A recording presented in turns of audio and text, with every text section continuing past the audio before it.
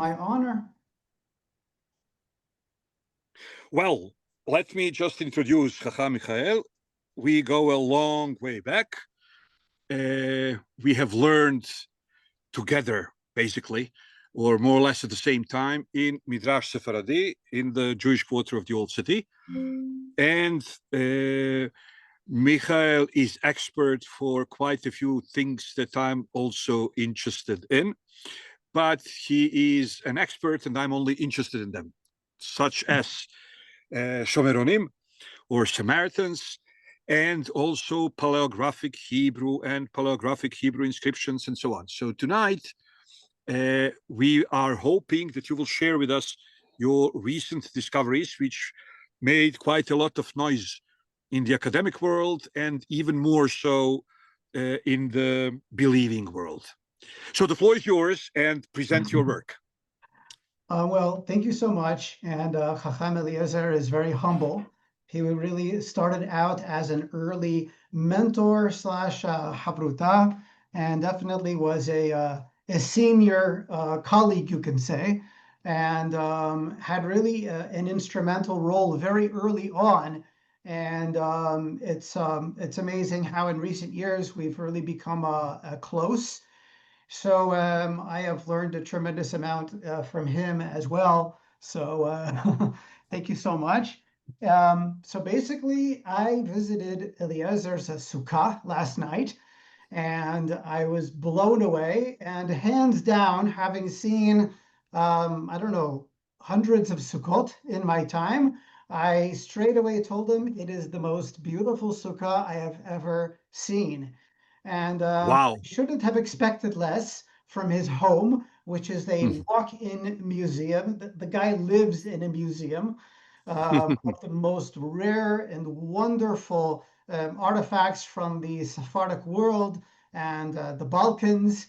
And any of you who have not been in his home, it is a treat. Thank you. So basically, Chacham Eliezer thought that it would be a treat for you guys to learn about my archaeological work, and I'm going to tie that in to Sukkot. By the way, you guys may have some some questions for me, so I will be sure to speak to try to make it as short and sweet as possible, and give you an opportunity for continued learning if you'd like. So one of the things that we learn, from our rabbinical traditions about Sukkot is something that I think Chacham Eliezer can understand me very well. There is a rabbinical legend, a midrash, that I was never able to connect well with. It just seemed like some, magical tradition, which somehow we had accumulated along the years. Perhaps some Chacham thousands of years ago had wanted to inspire people with something magical, and it just became attached to our traditions that we've carried with us. And that is that one of the meanings of Sukkot is that Hashem provided us with clouds of glory, ananei kavod, which were overcast above us, so that the normally very harsh Sinai desert wasn't quite so harsh during the time of the Exodus. It just so happens to be that that tradition, along with several others, is extremely important, because in what we archaeologists call the Middle Bronze 2B time period, again, that's called Middle Bronze 2B, which is the time where revised chronologists, those who understand the true chronology, of Egypt, for many reasons and many lines of evidence that don't have anything to do with proving the Bible, that is most likely when the Israelites were in Egypt, the time of the sojourn, the slavery, and the Exodus. Again, that's Middle Bronze to be. And it just so happens to be that during that general time period, it's a brief time period, okay, a little bit afterwards as well, it was a cooler and wetter time there, specifically in the Sinai Desert and the south of the Levant, the south of Israel. And it's just one of many different lines of evidence that connect both the time of the Exodus, according to the material evidence that's in the ground, with the latter 12th and 13th dynasties. Again, I want you to remember that. The latter, meaning the later part of the 12th through the 13th dynasties of Egypt, okay? These terms are very important, and you guys are scholars, students of Chakham Eliezer, so the beauty is in the details. This is what we identify as the Israelite period. Some people will call it the early Hyksos period or the proto-Hyksos period. There's far, far too much in these things to give you a full picture. But it just so happens to be that at that time, the latter 12th dynasty was a very important pharaoh. And his name was the pharaoh Amenemhat III. Okay, and I am Chakham Eliezer. Do you mind if I share my screen? You are more than invited to, and I think I made it possible. Okay, beautiful. Perfect. What we're going to go down. Okay, this is actually a slideshow that I do for my courses. You guys unfortunately missed a 3-part course that I gave on this material, but you will be able to purchase the recordings that will be available for. So if you guys would like to purchase, okay, the recordings of a 3-part course that I just finished giving, okay, do let me know in the comments or through Chakham Eliezer. Actually, this is not the best slideshow. Just a quick second here. Let's go to deeper thinking. This is probably the better one. Where did we learn about Amenemhat III?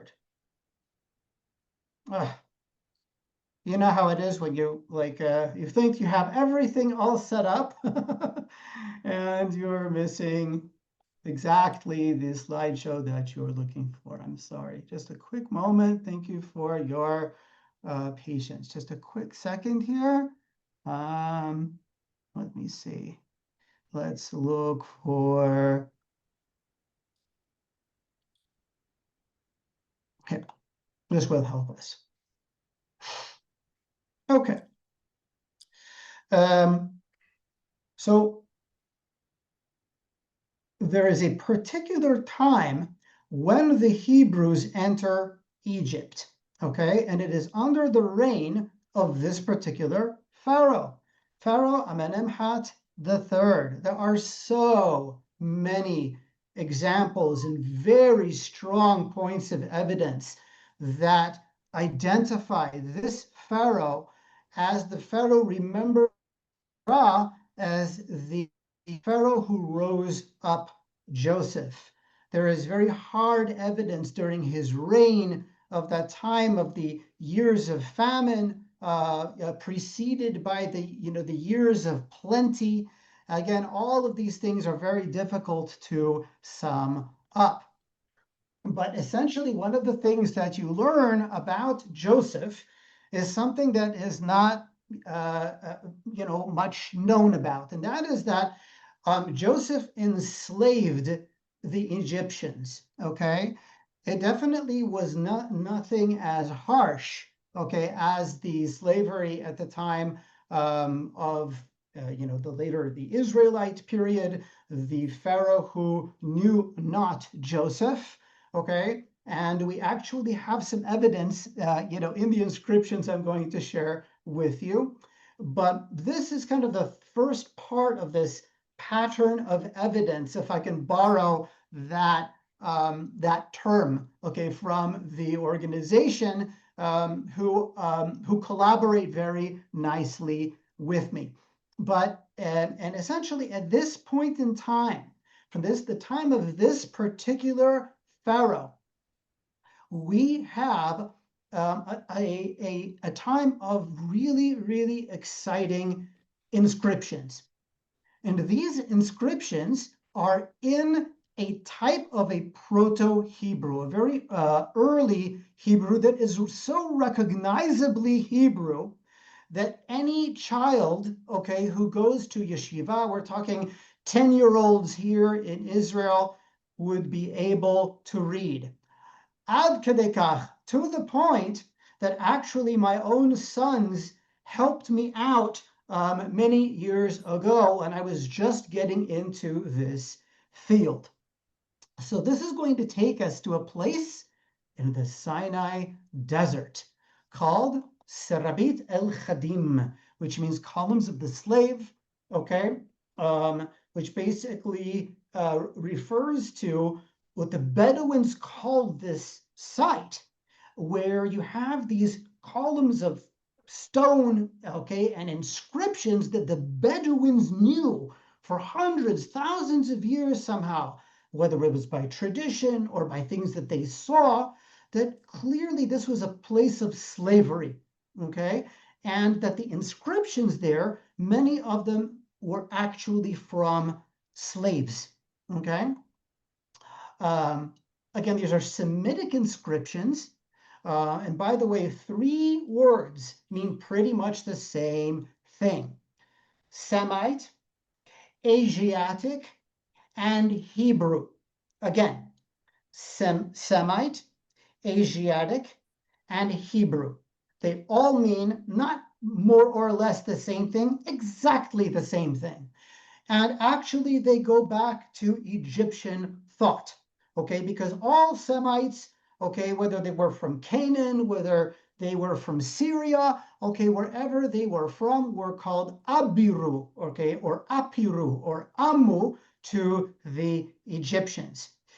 In this milieu, okay, of different Hebrew, Asiatic, Semite people, whatever adjective you prefer, the Israelites were but one group.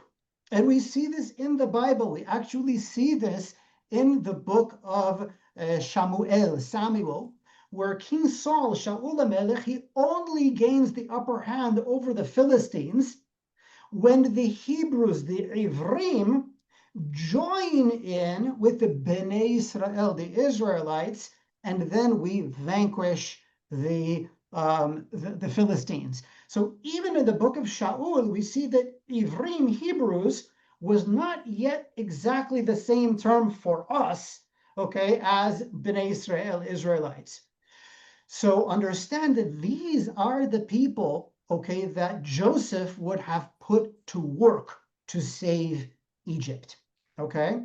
There's a lot to suggest that Joseph, who, by the way, was very likely to be the vizier Anhu, okay? Anhu, and that's a very important name because in ancient Egyptian, it means a life, okay? The living one, okay? Actually, the one who is alive. And in our Torah, okay, he is called Safanat Pa'aneach, or in Egyptian, his full name would have been Safenat Pa'anch, which means the one who is called alive. And that is very profound, because that is, in fact, the great, call when his people, his family, his clan come into Egypt. They say, Od Yosef Hai. Joseph is still alive. And so it's very poetic for those of us who understand, the historical truth of the core Torah, right, of the Torah narrative, that would have become his name. Okay, so Tzafenat Pa'anch, okay, or excuse me, in Egyptian it would have been Satanaf Pa'anch, the one who is called the living one, the one who is called alive. it's very clear that the people that he would have put together to save Egypt, and that means to create this canal, okay, to drain the Nile, okay, which had been over flooding in a catastrophic level at that time. And until this day, if you go to Egypt, it is called Bar Yusuf. That's right, just to slow down and repeat, because I know I'm throwing a lot at you. Until this day, in Egypt, there is a man-made canal that dates to this particular time, which again is the late 12th dynasty. That's towards the end of the Middle Kingdom period, okay, where there is this canal that basically drained the Nile, okay, and brought an end to, what would have been a terrible famine. And until this day, it is called in Arabic the Canal of Joseph, Bar Yusuf. Anyway, the slave power, which was absolutely necessary to save Egypt, not only there, but also to work their copper and turquoise mines in the Sinai desert, you have a Semitic vizier who would have been, easier and more natural for him to enlist, okay, in this slave force. Probably not your native Egyptians, but in fact, your other Semites, okay, your Edomites, Ishmaelites, Kenites, all of these, different Semitic people, okay? And so anyway, I cannot get into every single stage of this pattern of evidence, but I just wanted to make sure, okay, that I sort of get you on the ground floor of where the inscriptions that I study begin, okay? And essentially, what it is that we find there, okay, are Semitic inscriptions that are also on the walls of the mine and literally on tablets of stone, which are precisely, okay, just as the Torah describes the tablets of stone of Moses. For example, written on both sides, literally written on their two sides. Anyway, just so that you understand, the letters there, okay, they represent the birth of the phonetic alphabet, okay?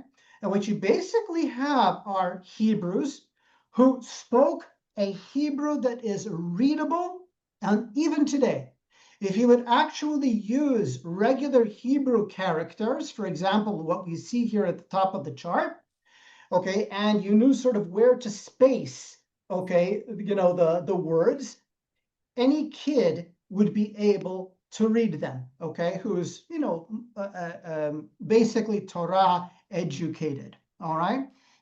And this was a revolution, okay, for the whole world, because all the phonetic alphabets of our world come from this alphabet, okay? It literally becomes, okay, these scripts that we know today, such as what's called, Paleo-Hebrew. It shouldn't really be called Paleo-Hebrew, in my humble opinion. It should be called Israelite Hebrew, as opposed to Aramaic script or Assyrian script, which became sanctified over the last 2,000 years, and that is our alphabet today. Even that, okay, has its source in proto-sinaitic. Again, say that to yourself. Proto-sinaitic. It's also called proto-alphabetic. What happened is as follows. Ancient Egyptian is a very complicated system, okay, to master. If you were a scribe, you would need to learn almost 800 hieroglyphic signs. Can you imagine, just to be able to write your language?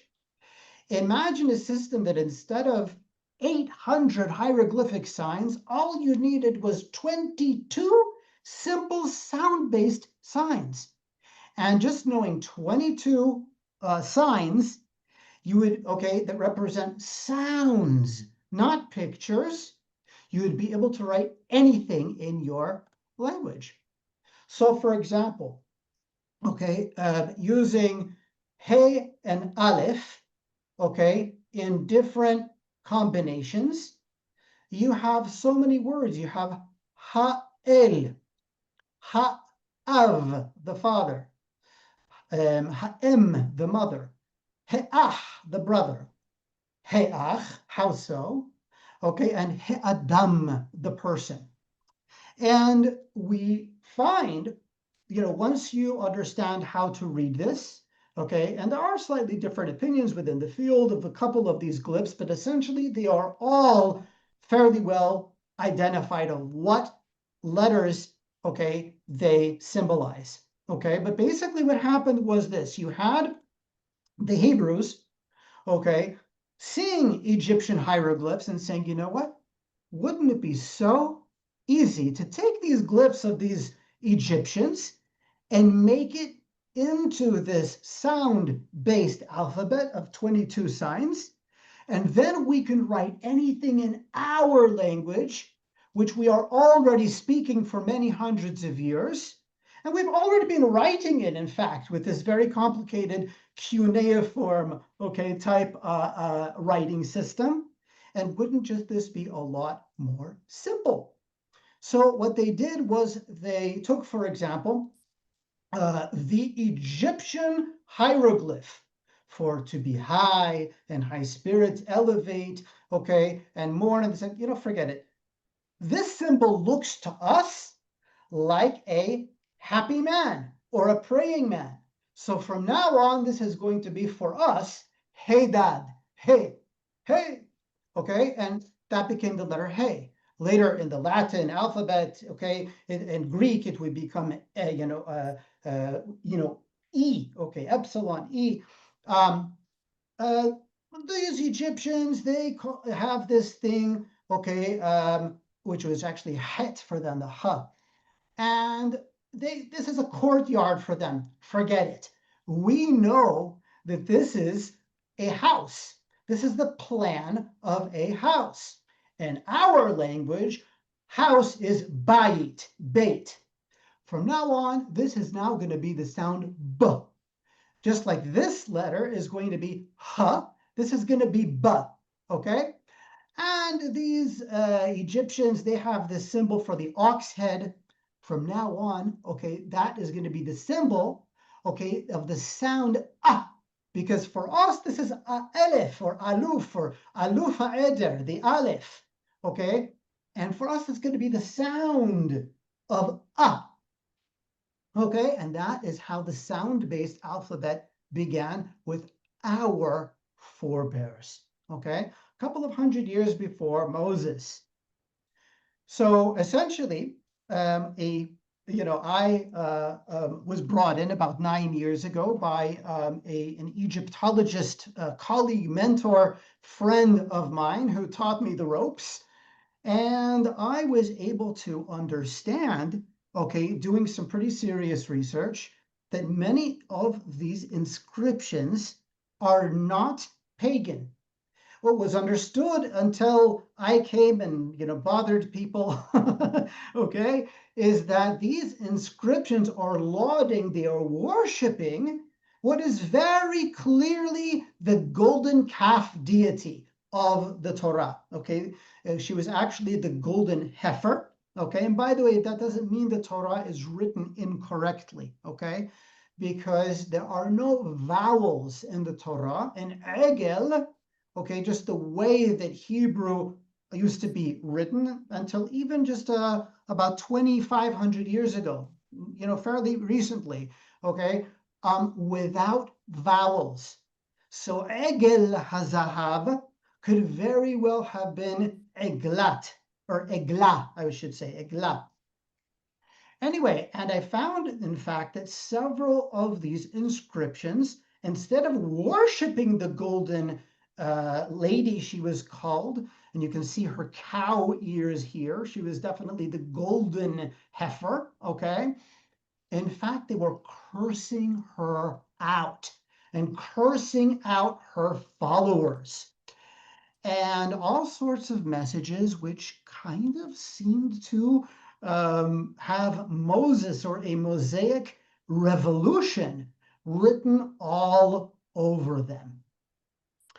And if you check out where these are in the Sinai desert, okay, you can all make out, I'm sure, the makeout of the Sinai Peninsula, right? You'll see a place that is called Du Mufqat, which basically is the mountain of turquoise. It's called Serabit el-khadim right here. You'll see that it is further north from traditional Mount Sinai. Traditional Mount Sinai is here. Okay, it is further north, and that's going to be very important because how does Moses, okay, by the command of Hashem, try to convince the Pharaoh to let his people go? He said, let us go 3 days into the desert that we may serve our God. Okay, now, do you really think that this would be a lie, that Hashem would be creating a reputation or a precedent for lying?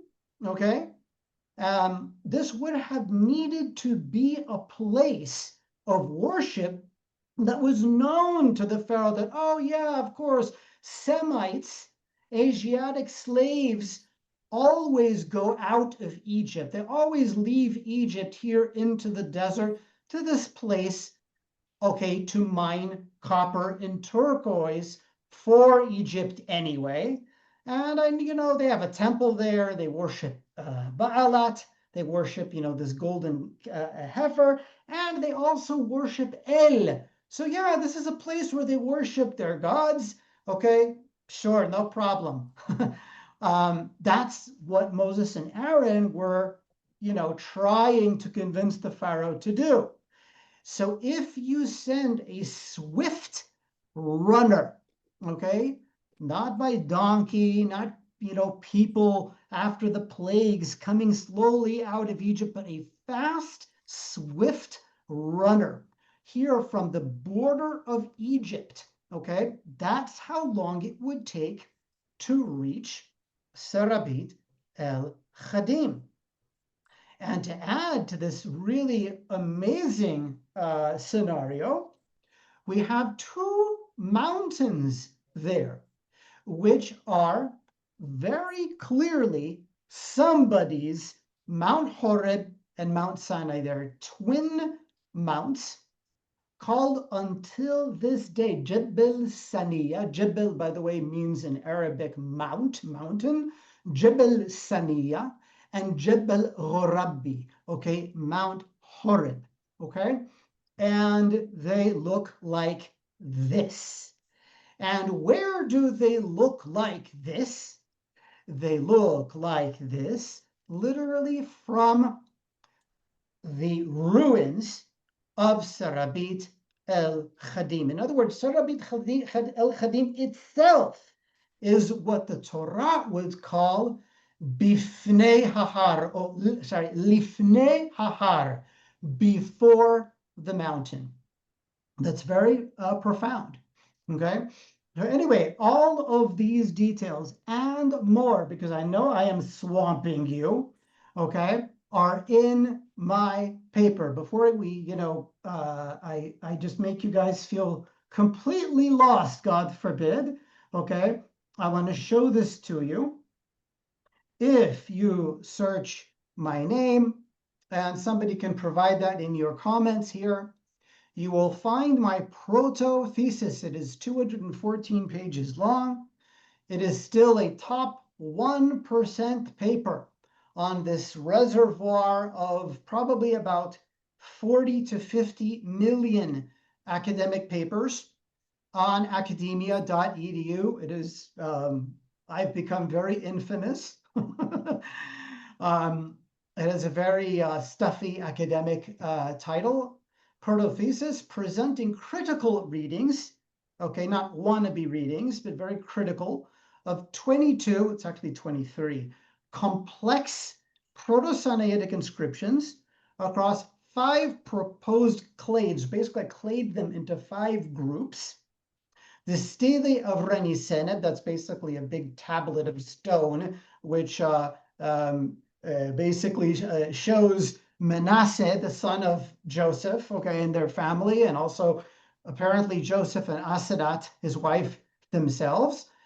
A seal of an Asiatic Egyptian high official, and their implications, hashlachot, for early biblical traditions.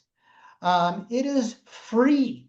So anybody who can read read English, or whoever wants, you can translate it with a pretty high quality translating algorithms today out there, maybe with ChatGPT, into Serbo-Croatian. Okay, I have to be so I have to be politically correct. I know you guys are sort of different types of Balkan. Okay, so you can have it translated and you can enjoy it. So just understand that I'm not just saying a whole bunch of stuff and dumping you. And again, recordings of the course that I gave in this material, okay, will be available soon for purchase. Okay, but something that I want to show you, okay, in this paper, okay, here it is. Just a second, that's not what I wanted to do. Okay, Appendix 1. So here, let's say that you really want to learn about balat as the golden heifer, the golden calf, the burnt down temple. What's the evidence for this? Okay, please. Okay, some of the most important material in this paper are the appendices, the things that people usually, skip over. Okay, so in Appendix 1, we have a whole period, and you can see how from the Egyptian sources themselves we learn about her.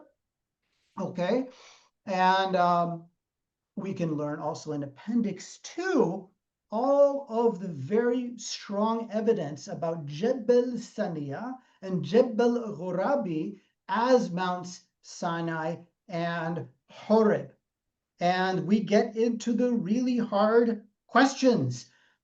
Where was the water? How would you be able to to give to feed and nourish so many people?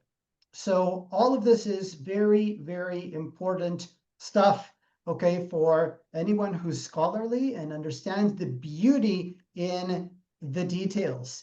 It is not written on a very high level, okay? I'd say that if you have at least a college education, you should be able to understand it, fairly simply.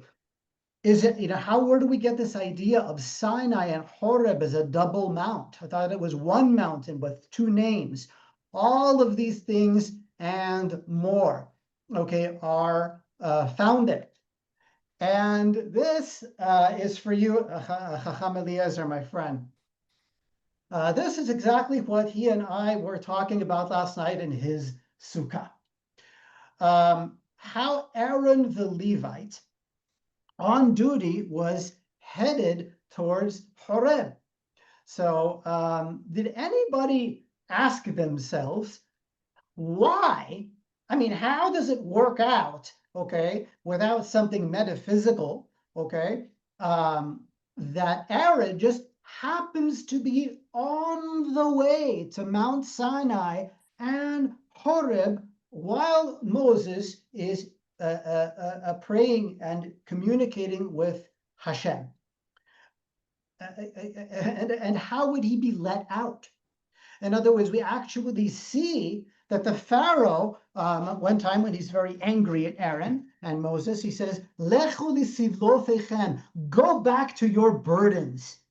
So what, you think that Aaron would just be able to just kind of like a Jedi style in Star Wars? I hope I'm not the only Star Wars fan here, okay? We just people like the guards, there at the gate there by the canal, the border canal of Egypt would just sort of, fall at their sides or just kind of, freeze, and Aaron would just go right past them because he has this vision that Moses is waiting for him. In science, we never say something is impossible. We say it is extremely unlikely. 0.0000, I don't know how many zeros, 1% possibility. But wouldn't it make much more sense from the very verse in the Torah where we see something very strange, that this was Aaron's job to actually go there towards the area of Sinai and Horeb, because there was serabit el-khadim, okay, where Aaron was a chaplain, a military chaplain.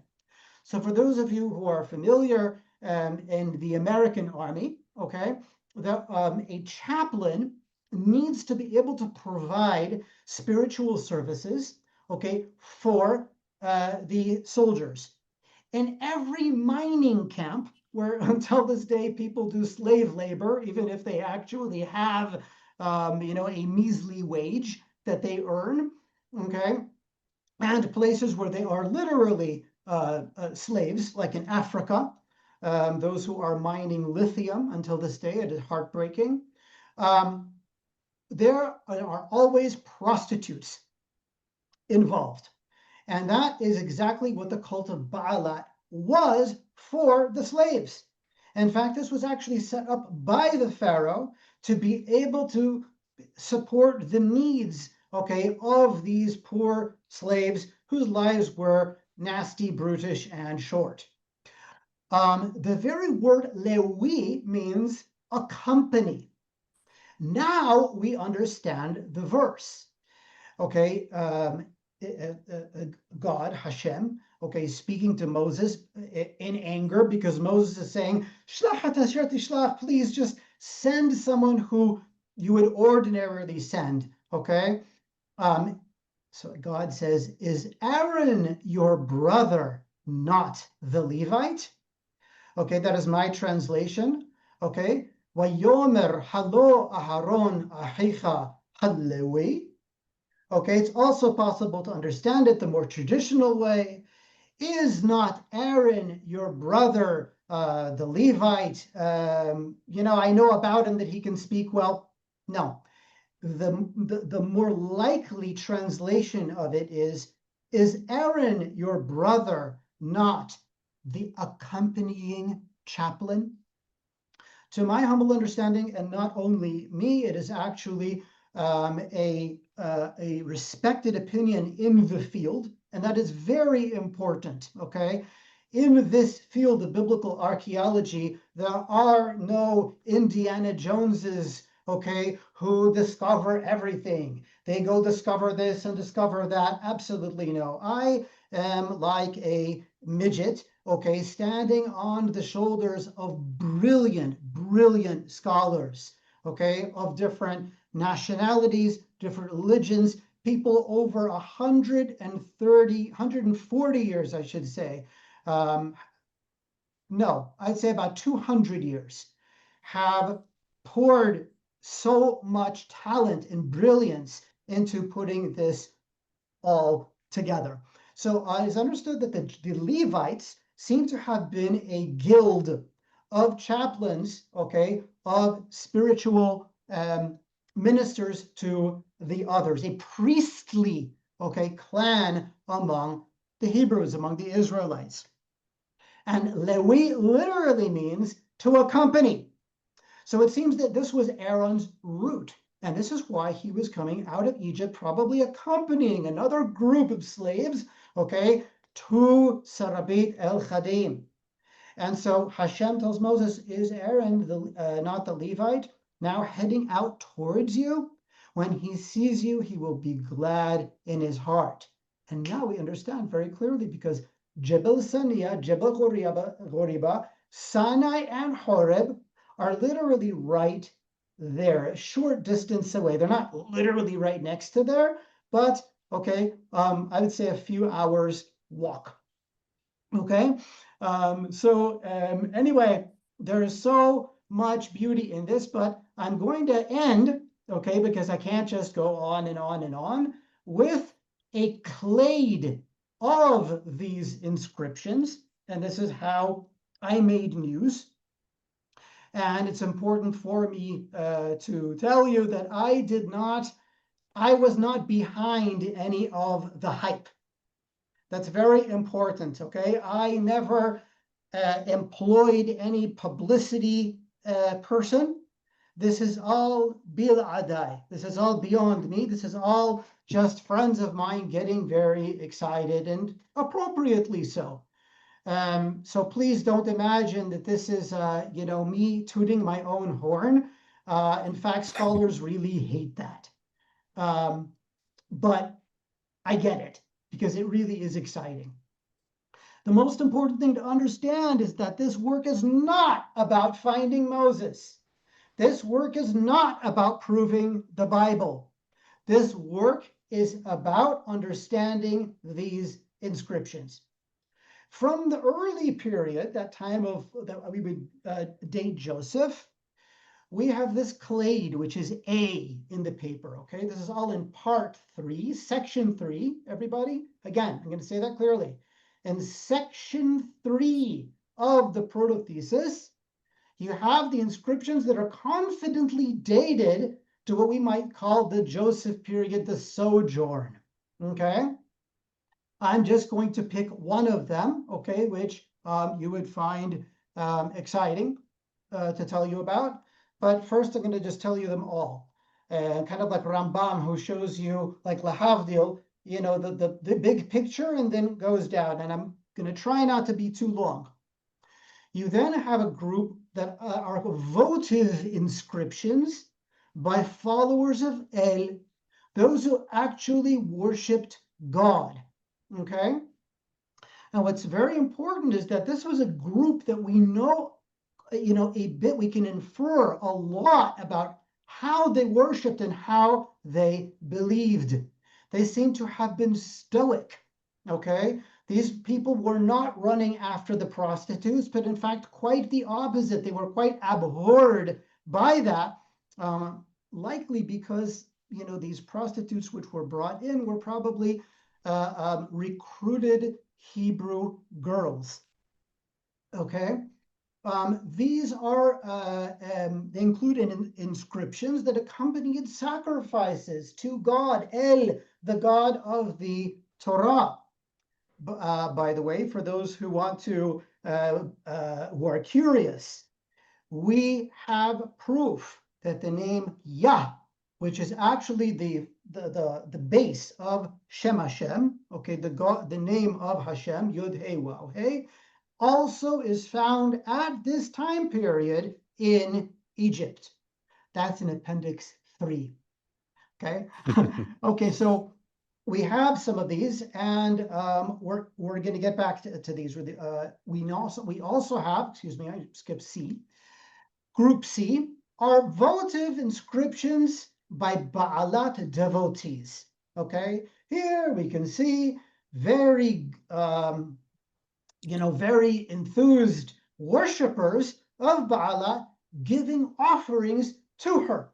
Okay, and we actually can see what the actual golden calf deity that Aaron made. Okay, and we can now understand how he would know how to make them. It was his job, right? He was working under the Pharaoh. He himself was a slave. What they looked like. We can actually see, Baalat's ears, her cow ears, okay? And this one says, Titan zot mezuhab Baalat pat. Give this golden Baalat bread. Give a meal offering to this golden Baalat. It's very clear. And how do you know how to read?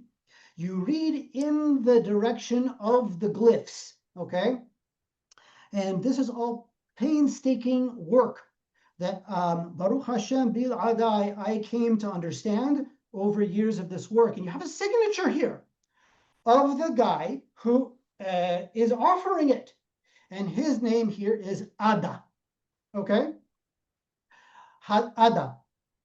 And then you have somebody else, very strangely, coming in later and writing Ha'el, the God.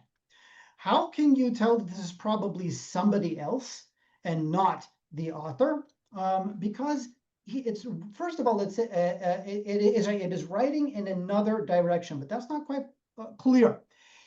Academically, you obviously need to give different possibilities. Anyway, Group D is the most exciting to me.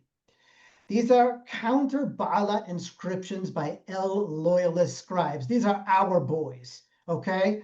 Here's a clade of inscriptions with the apparent purpose of countering the Hathor / Baalat cult and its followers. And they are brutally biblical. And then you have something very interesting. Hacked and sanitized Baalat inscriptions that were originally Baalat inscriptions that would have accompanied offerings to the golden calf, okay? And with additional apparently additional added-on layers of scroll, okay, possibly by zealous serving scribes to hack and sanitize them, to blot out and counter the avodah zarah, the idolatry. Some of you may wonder, Mori, that's what some people call me, this is really, they're messy. Like, what, people were supposed to go read these? And how come they are so messy? Who would write, an inscription to God in such a messy way? And you see, some of them are written more nicely, some of them are very simple. These are not to be read by people. They're just like the notes, okay, that Jews today, many put into the kotel. It's for God. They are for the eye of the divine. We see this in cultures throughout the whole region, okay? Anyway, there's just far too much, okay, to get into. I'll just kind of, as they say, let's to just kind of, put something interesting in your ears. I'll show you, for example, how this works to my understanding. This was one of the most difficult inscriptions to work out. One of the things that distinguishes my work from those of my esteemed colleagues is that I color code every element of every line. I tell you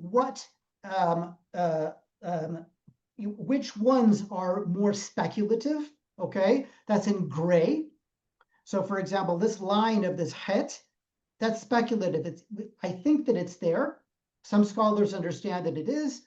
This hey is also kind of speculative. It's probably there. Okay, then we have those which are here in orange, they may be in beige in other inscriptions. Those are lines that you can see if you have very, very high-res images. They're there that anybody can see them, but only if you have good imagery. Okay, and the ones that are white, these are lines that anybody should be able to see. And what we have here is something that reads, it's almost scary how like modern Hebrew it is. You have a Baalat worshiper who is referring, of course, to the orgies, to the sexual, basically the prostitution, the ritual, okay, sexuality that would happen in the honor of Baalat, okay? And it says, Nachon, for sure, like absolutely, it is correct, it's fine. Okay, Samah et haba'alat. It could also be in the plural. Simhu et ba'alat, give joy to Baalat. Because they understood that when they are having relations with these prostitutes, it is like having intercourse with the goddess. Simhu et ba'alat, make her happy, bring her joy. Wa'an or wa'en hakoah. But where is the strength? It could also be, but there is no strength. And then we have namut, we shall die.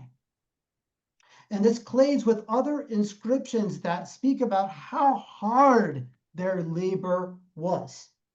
And then you have somebody coming in later on, and again, every single micro detail of this proposal is supported, okay, in the thesis, where you have somebody basically scratching out one of these cultic symbols of the cult of Hathor, and basically it's a code in inscription after inscription after inscription.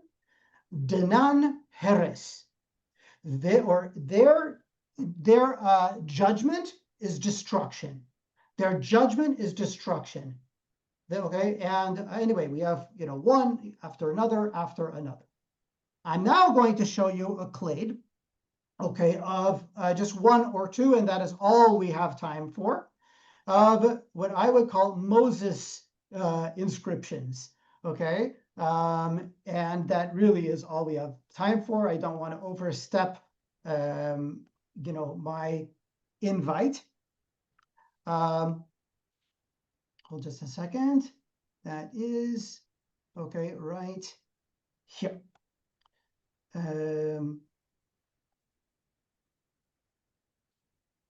Yeah, we can find that. Hold on a second. No, it's not here. It's a good thing that I have several screens. Here we go. 3. All right. So, in this course, I needed to divide up, the explaining these inscriptions, and there are just so many of them that I wasn't able to show you today. This is the crown of them all. In my opinion, there are 7 of them that I would call Moses inscriptions or Mosaic type. And 2 of them have, to my humble understanding, which is what is likely to be, okay, attributions to, even signatures of Moses himself. And this is based on so many different factors and so many different elements that make this particular clade of inscriptions clearly by the same scribe. And what you have here is as follows, to my understanding. This was the most difficult but most rewarding inscription that I have worked on. I have needed to go back to the drawing board repeatedly, because that is the way that you do this work, is you need to be a bit masochistic. You need to love attacking yourself and your own ideas. To my humble understanding, this reads pretty plainly as el-melech, God, King. Ha'av, ha'av ba'alat. Ha'av ba'alat, which basically means God, King, okay, father of Ba'alat. Okay, remember that in early Hebrew worship, okay, God was the creator of all other powers, okay, all the forces of nature, okay. He shamedam, destroy them. We he na chem, and be avenged. Bezot, okay, through this. Me haba'alat, okay, be avenged by this, okay, of the Ba'alat. Ze shebata, in that you came. Boshu, okay, in that you came, be ashamed. Nimosh, let us depart. Let us leave. Be ashamed, let us depart. Let us go from here. And we have this in inscription after inscription after inscription. Be ashamed, let us go. And then in this particular inscription you have, okay, not only to my reading, but that of my esteemed academic supervisor who has a much bigger reputation to lose than I do. He is a full professor of Northwest Semitic, that is Biblical Hebrew, from the University of Bonn. This says Neum Moshe. Okay, like we see in the Bible. Okay, Neum Adonai. Okay, says Moses. Okay, and notice, by the way, where it is in conjunction to the rest of the text. Remember, we are reading in the direction of the face glyphs. They're clearly in columns, but we're reading the columns from left to right. And here we see, okay, that Neum Moshe, with the exception of the Nun, because Nun actually in these inscriptions can break that rule sometimes. Sometimes the Nun can be in the opposite direction, but we see that very clearly this Aleph is facing to the left.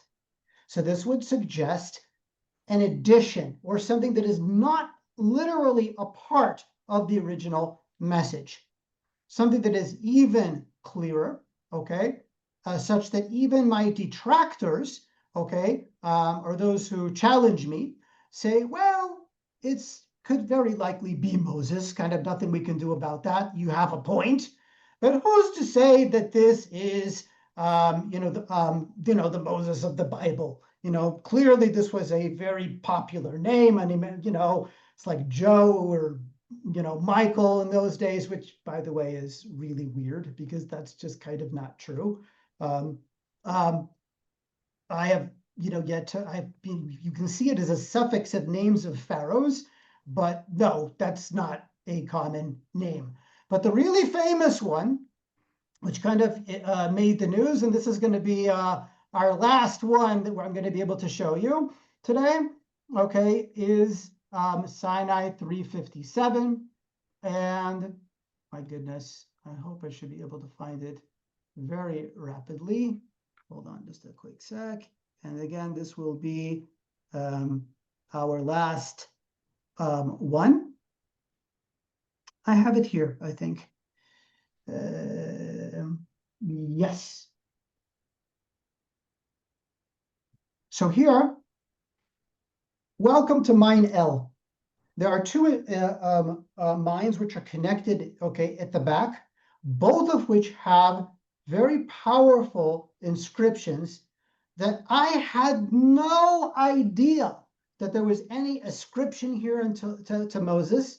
This was a last-minute discovery, literally just a few months before this was due. And here you can very faintly make it out. I'll try to make my screen a little bit bigger. You can see that there's a column, vertical column here, and a horizontal column here.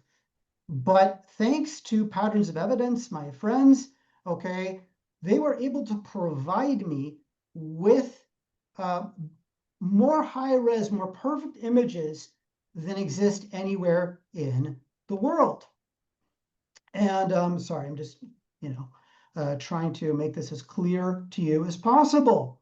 And we ended up finding was the following signature, okay, or attribution, Zot mi Moshe. This is from Moses. Very, very exciting. The original, again, this is something that I translated many years ago, and as much as I've tried to attack it and tried to hate on it myself, I have not found any better translation of it. And now that I've read, all of these wordy inscriptions, I'm really quite proud of this inscription because there are other, parallel type messages from this author. Basically, entosh gan dach. Lo, I root out an oppressed garden. That would probably be the land of Egypt. Okay. In other words, what you have here is something that is a little bit more non-tangible. It's more symbolic, okay, more prophetic. And then you have a challenge, okay, of, in terms of faithlessness. Mi le'av bemancha. Who is for the father in regards to your manna? What's very interesting is how in the Torah we see how many theophoric names, okay, divine names that people have, like my own name, Michael, who is like God, or like Eliezer's name, my God is a help. How many names do we see Av there? Like Oholi Av or Avihu, right? Or Av meaning father. And then you have another writer coming in probably a little bit after, showing his message to be a little bit more subservient, not to confuse his message with the main one, who is giving an attribution and saying, Shema, hearken, okay, or listen, Omer or Amar Arba, okay, says Arba, okay, says a fellow with a name which is, from the Torah itself, Arba. This was a Semite, a Canaanite, actually, who was the king of Hebron. Again, that would have been a common name. And so I always kind of felt that this seems very Moses-like. And then I found its sisters and its brothers into a whole clade. And, what is so exciting about, this clade is just finding all of the things that make these, clearly to be the work of a single scribe.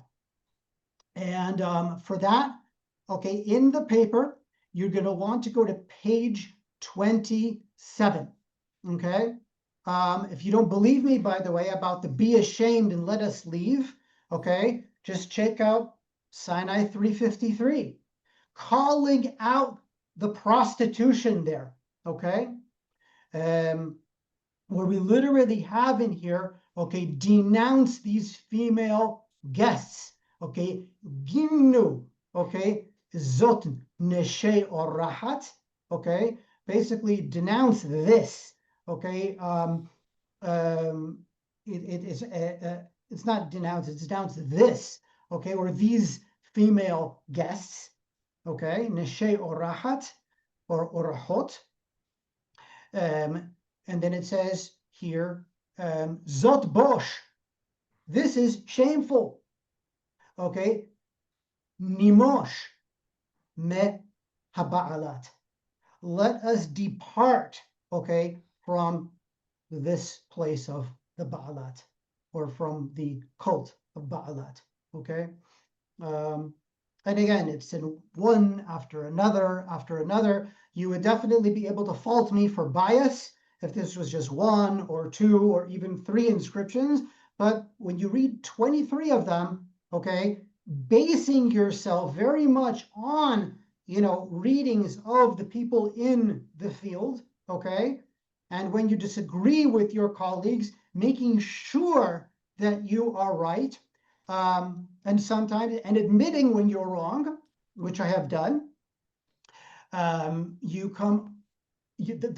reward of that is emet mi'eretz titzmach, truth springs from the earth. Here's a third one, okay, and this is the last, okay, ze she bata, in that you very came, ze she bata, okay, zot bosh, nimosh, in that you very came here, okay, this is shameful.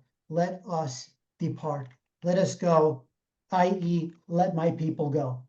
And what's very powerful is that in the Torah, in Exodus itself, which we'll arrive at in a few weeks, we have this amazing verse in Parashat Vayera, okay, where Hashem speaks to Moses, saying, "Go to the Pharaoh and to the Israelites to let the Israelites go." It wasn't enough to go to the Pharaoh. In other words, the people themselves, we ourselves needed to let ourselves go. So anyway, I hope you enjoyed that, and I'm essentially done with my lecture part. I'm sorry that I didn't do it in fewer words, but I wasn't able to condense it any more than that. This is amazing. This is amazing. It's beautiful. Well, as I said, this is your field. This is something that you are expert in. What I have forgotten to say, though, is that you are also from Sarajevo. I mean, you are a descendant of Rabbi Yehuda Halevi, who came from Sarajevo through Ragusa, through Dubrovnik to Israel. And here, unfortunately, he was called after the city through which he came, but not according to the city from which he came. So there is a street for those of people, for those here who don't know it. There is a street in the city of Yafo called Ribi Yehuda Marguza. So it's not Marguza. What they meant to say was Meraguza, which would basically mean from Dubrovnik. But he's not from Dubrovnik. He's from Sarajevo.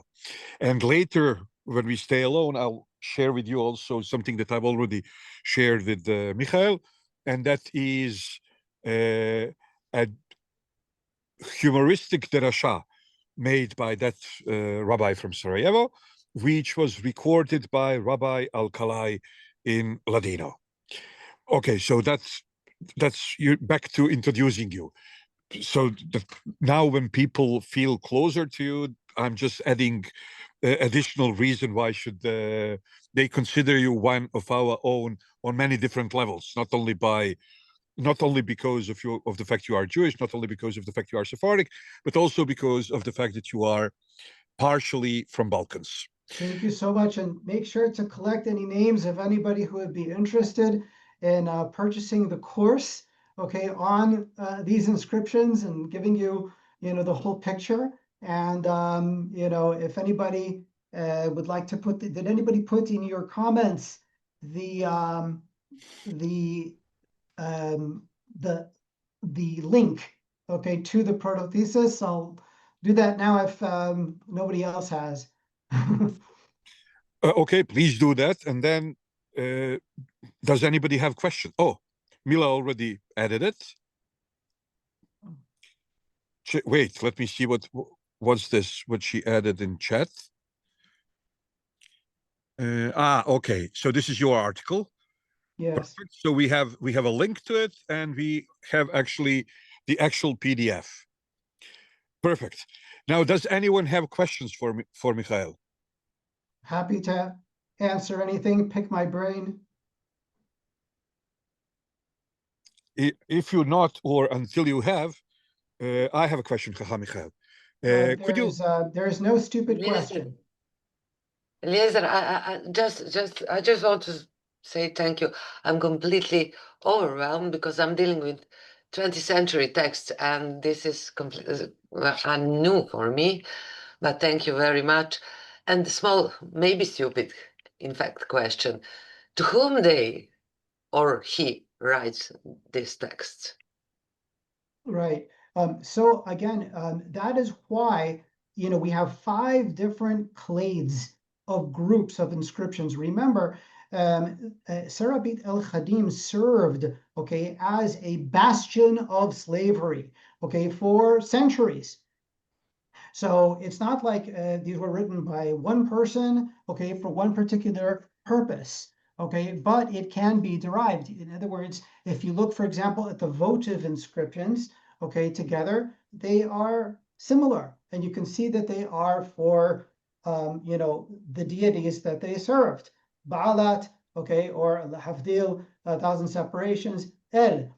And you can see others that are for completely secular purposes. For example, one of them on a cliff in memoriam, okay, to a kind a taskmaster who passed away in the honor of the pharaoh. So they're for different purposes. Thank you. Sure. And by the way, it's important to know that this is ongoing work. This is called a proto-thesis. It is the basis of my MA and PhD, which I am now doing on the basis of my proto-thesis through Ariel University. So I'm not just some sort of a out there independent guy. I am now part of the department, okay, of our Yale University, very proudly, and very much enjoying the refinement process of the scholars there. Great. Am I right that we have some kind of connection with Ariel University in Serbia? Wonderful. I think, I'm not sure. So thank you. I don't know.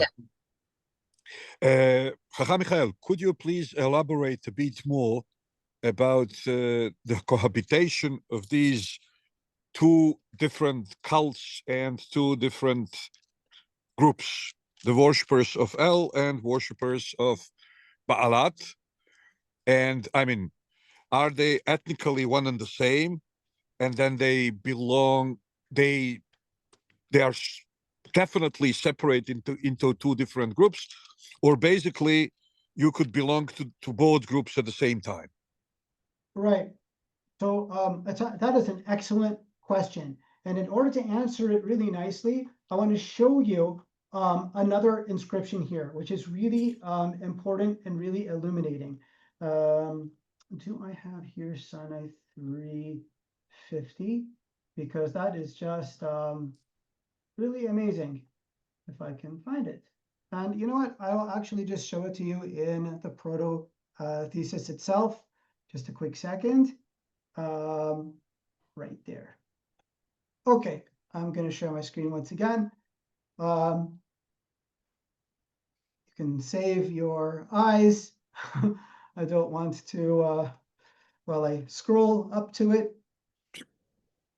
Okay, so basically what you have is from very early on, okay, essentially, two groups.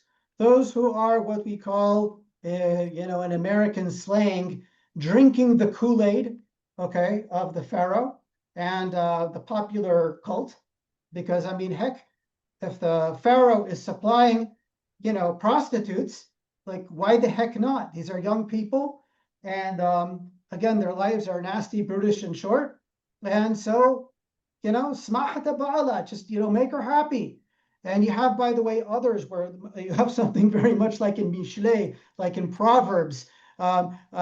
Hear, son, or hearken, son, to the Torah of your father, where you have like this instruction saying, oh, son, enjoy ba'alat, make her happy. It's really, really funny.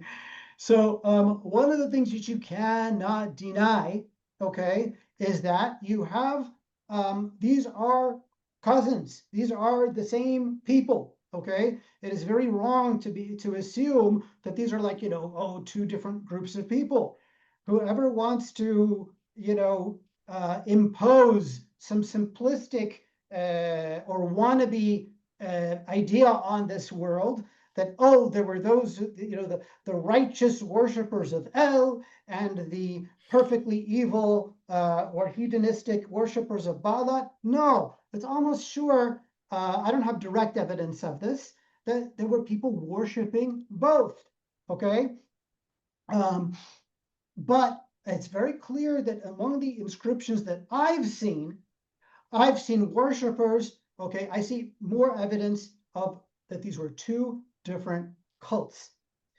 And one way that you can very imperfectly distinguish them is that those, okay, who are kind of what we might call the non-Israelites, those who are kind of, who would be more in the balat clade, they tend to write from left to right and right and as opposed to right to left.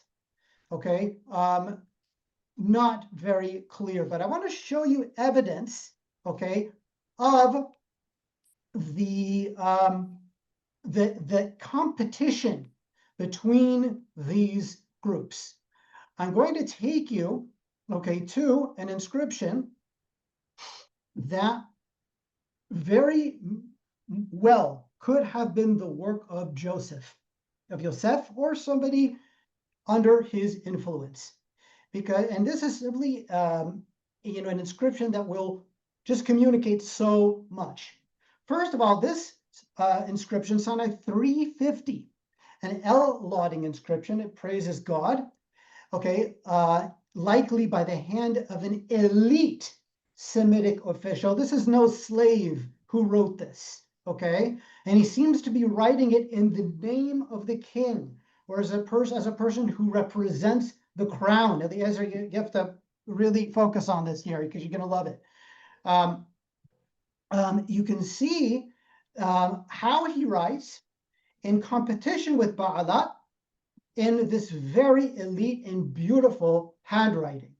Okay, so first of all, just so that you understand, I'm not just here, trying to get Holy Spirit and just, speaking in tongues and I can read these. Okay, here you can see an example of 5 of my predecessors, including one of my most important, maybe my most important mentor, Dr. Ludwig Morenz of the University of Bonn. By the way, I made a mistake. Dr. van der Veen is from the University of Mainz. And just so that you understand, Dr. Ludwig Morenz is a self-declared atheist, okay? So these are not people who are looking to prove the Bible, okay?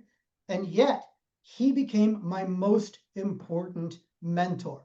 But just understand that this is painstaking work, okay? The number one key to it is not falling in love with your own opinion, okay? Anyway, this is my tracing of it and what it is that we see.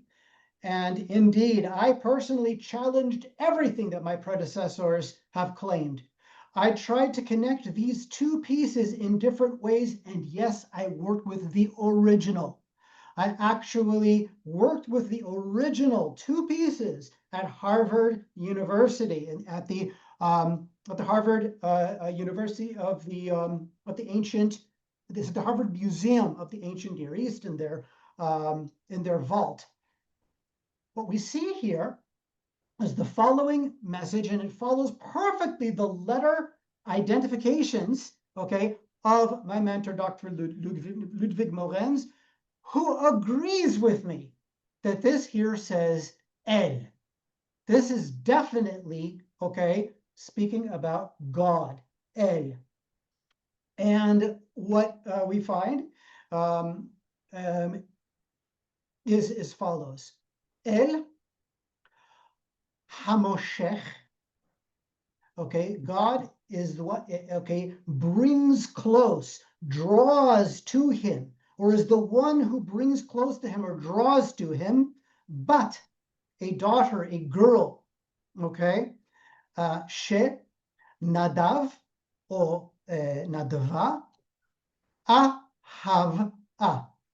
Remember, you're not going to have the hey here because this is before there are letter vowels. All the letters are there, but we're simply not using letters for voweling, okay? So what this says quite clearly is El brings close, or El is the one who brings close, a daughter or a girl who offers love, or a prostitute. Meaning, yeah, I know that you guys are really into, here at Serabit el-khadim, everybody's going after balat. But you should know that these girls are welcome, no matter what their past is. They are welcome under the tent, or they are welcome into the cult of El. And when I say cult, by the way, I don't mean that in the pejorative sense, like a cult. In academia, cult is any religious structure. Okay, so here we have very clear competition of somebody who represents, okay, the teachings of El, and basically saying that it's not only balat, okay, who attracts girls. And those of you who have daughters who have fallen into this, okay, El welcomes, anyone, sort of like a Kadosh Baruch Hu ma'makabel shavin. Okay, God accepts those who turn back. There are other possibilities, okay? And again, in some of these inscriptions, academically, we offer different possibilities. I think this is the most parsimonious. What is very, very powerful about this inscription is, first of all, how do we know how to read? I'm just going to give you guys half a minute to tell me what column we would read from.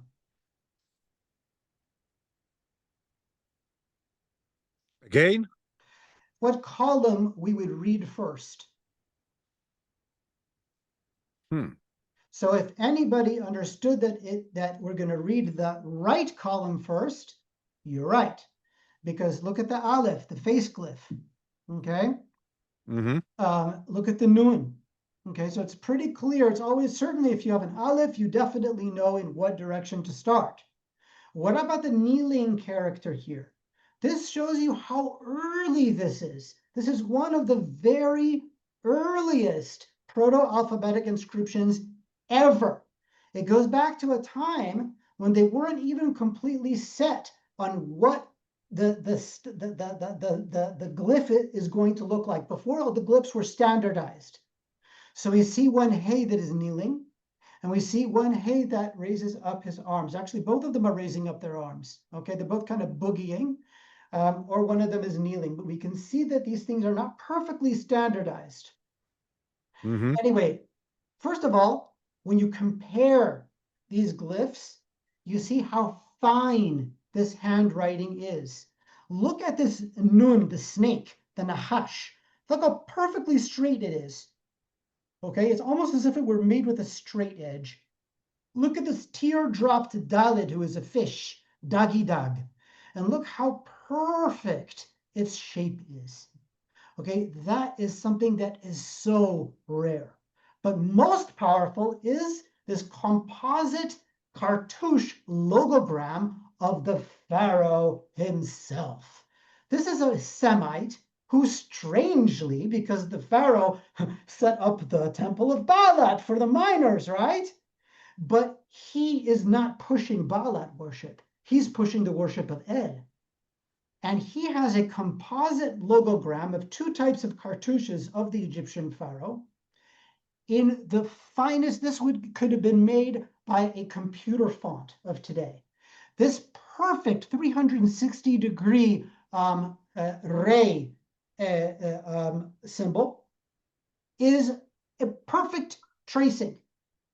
These two lines and this line, this is not an approximation. These are perfect tracings. By the way, where did I make these? Last summer in Bosnia. I actually spent a little time in Bosnia last year, and I did some of this work at that time. So the work here is the work of the finest scribe. This is no slave. And what does it say? As I said, el-hamoshech. No. The last part to the left. Oh, here. Yeah. So basically, it is a composite logogram of two types of symbols of the pharaoh Amenemhat III.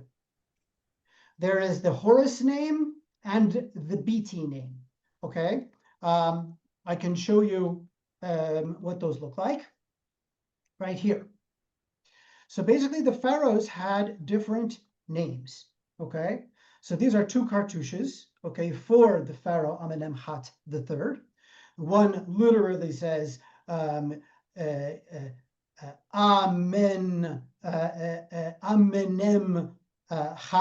Okay, amenemhat.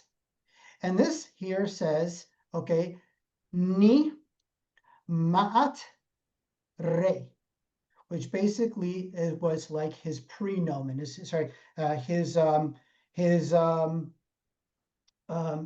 It was a throne name. Okay, he has a name and he has a throne name. Notice, okay, the duck glyph belonging to his birth name. Notice the duck, okay, and notice that there is no hofesh sword. There's not, this glyph does not exist here, but this glyph does. And this symbol is a very prominent symbol of Pharaoh Amenemhat III that we see on jewelry made for his daughter, okay, and in other things. So this is, pretty clear that we have. So now if you go back, just look at this element alone, okay, together with the ray symbol, and look at this, okay, and now look back. You can see elements of both. And that is probably because this was a very difficult material to work with. This was not the easiest material, okay, to work with. And a scribe would basically design, how he wanted to write, what he wanted to write, according to the stone that he had, okay? And so those who I disagree with, and including Dr. Ludwig Morenz, want to say that the language began with just slaves themselves who were completely illiterate, who were just kind of making, hieroglyphs into something of their own.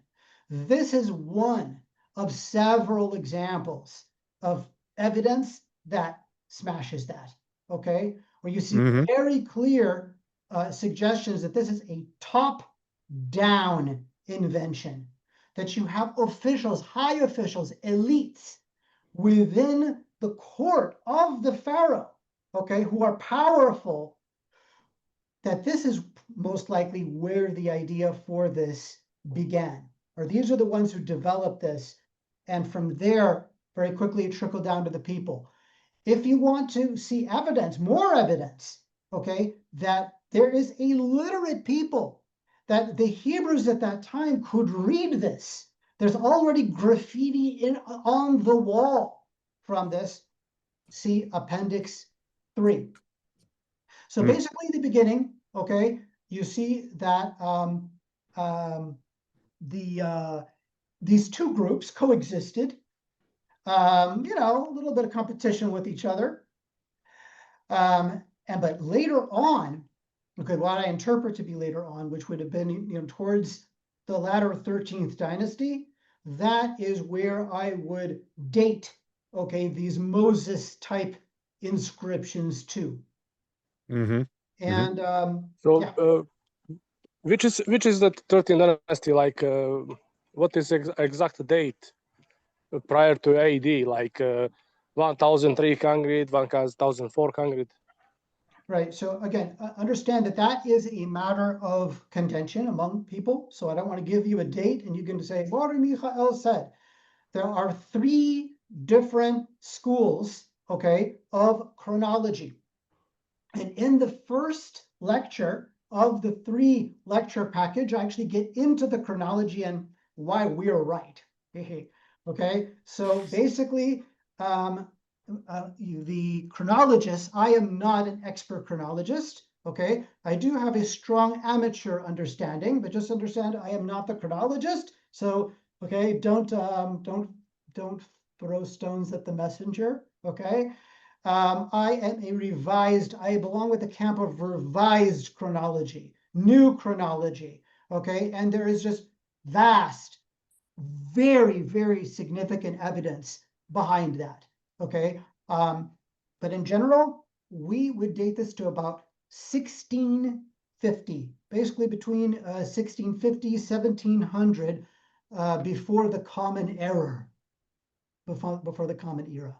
Okay, I slip in that little joke, before the common era. Michael, would you open the chat? There are 2 questions. One of them is in Serbian, so I'll translate it later, and the other one is in English. So would you read the English one? Yes. Aloud, and then answer it. Mila, now you have to. I'm probably going to murder this name. Okay, don't shoot me. Mila Kisic. Okay. Exactly. That's Okay. perfect. Okay. Yes, my time in Bosnia at least gave me something.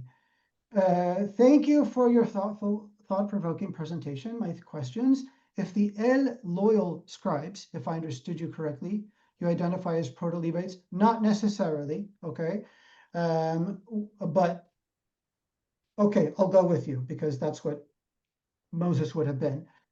Were educated officials within the pharaonic administration how do you account for their ability to inscribe texts that contain open theological criticism of state-sponsored official cults such as Balat Hathor?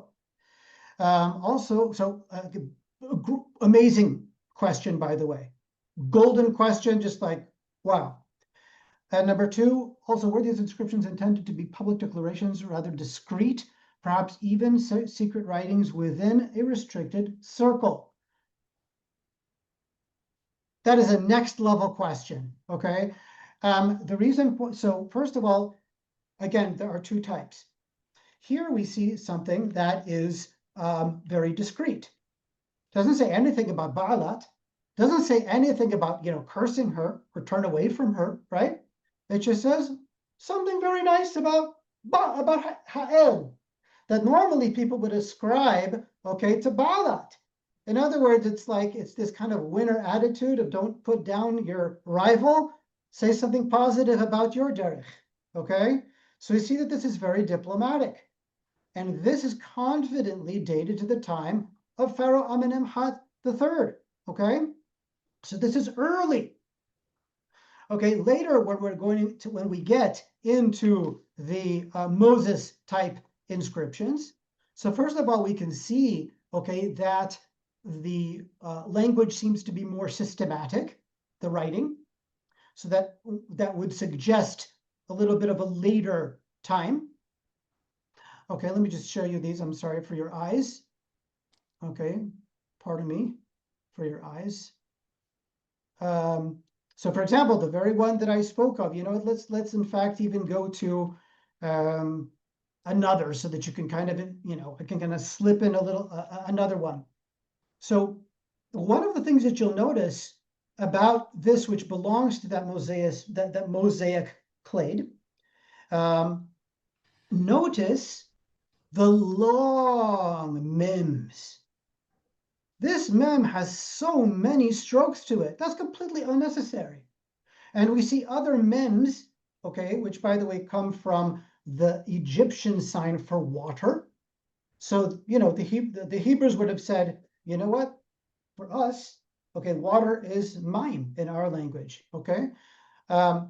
This suggests somebody from an Egyptian school. And no, he would not have been afraid, okay, of the Egyptian forces, because these clade together, okay, according to my humble understanding, which no, I wasn't able to put that into the proto-thesis because it would have caused such a terrible reaction from the academia, okay, that it would have been a problem. But I definitely got into it in my private course. But these Moses type inscriptions, to my humble understanding, okay, to my private reconstruction of all of this, this is when Moses is leading the people out of Egypt proper, and he is now coming to pick up what would infamously be the Erev Rav, the mixed multitude. And they would have basically been a group of minors, of slaves, of Semite slaves who would have been stragglers, basically left behind and cut off from mainland Egypt during the year of the plagues. Because the plagues of Egypt, and we have, by the way, hard evidence for when they were and them actually happening. So any of you who ever heard that there's no evidence for the plagues of Egypt, okay? And yeah, I'm making kind of a stupid accent on purpose. They make enough fun of us, so, little touche. They are out to lunch. You need to ignore so much that is happening at this particular time, the latter 13th dynasty, in order to say that it is almost,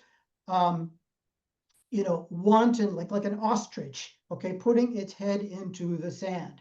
So I can't get into it, but you have hard evidence for the plagues at this time. Okay, also in the stratigraphy, in the layers of Avaris, which is biblical Goshen, okay, it is quite exciting.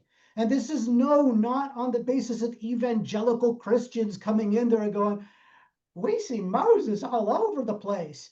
No, this is actually on the back of the Austrian Institute of Archaeology, Dr. Manfred Bietig, who is, by far the greatest archaeologist to have worked there, okay, in biblical Goshen. So, so basically this would have been a time when Moses is encouraging the slaves to leave and to rebel. This is the Mosaic Revolution. This is ground zero for what we read in the book of Exodus. Okay, let me now translate the Serbian question. I will paraphrase it. So basically, he's asking, how do you account for so many so different readings? Because where one scholar sees a sister, the other scholar sees a gasoline pump. So how do you account for that? And then his other question was, you've used terms something like highly decipherable, and then on others, for as far as other signs were concerned, you said that they were unreadable or something like that. So could you elaborate a bit more on that? That's what he's asking. Okay, understand that I'm going to need to shorten this because there's just no way that I can do all of this, okay? So what I'm going to do is, what I'm trying to do is open up the proto-thesis for you, okay? And what I invite you to read is the introduction.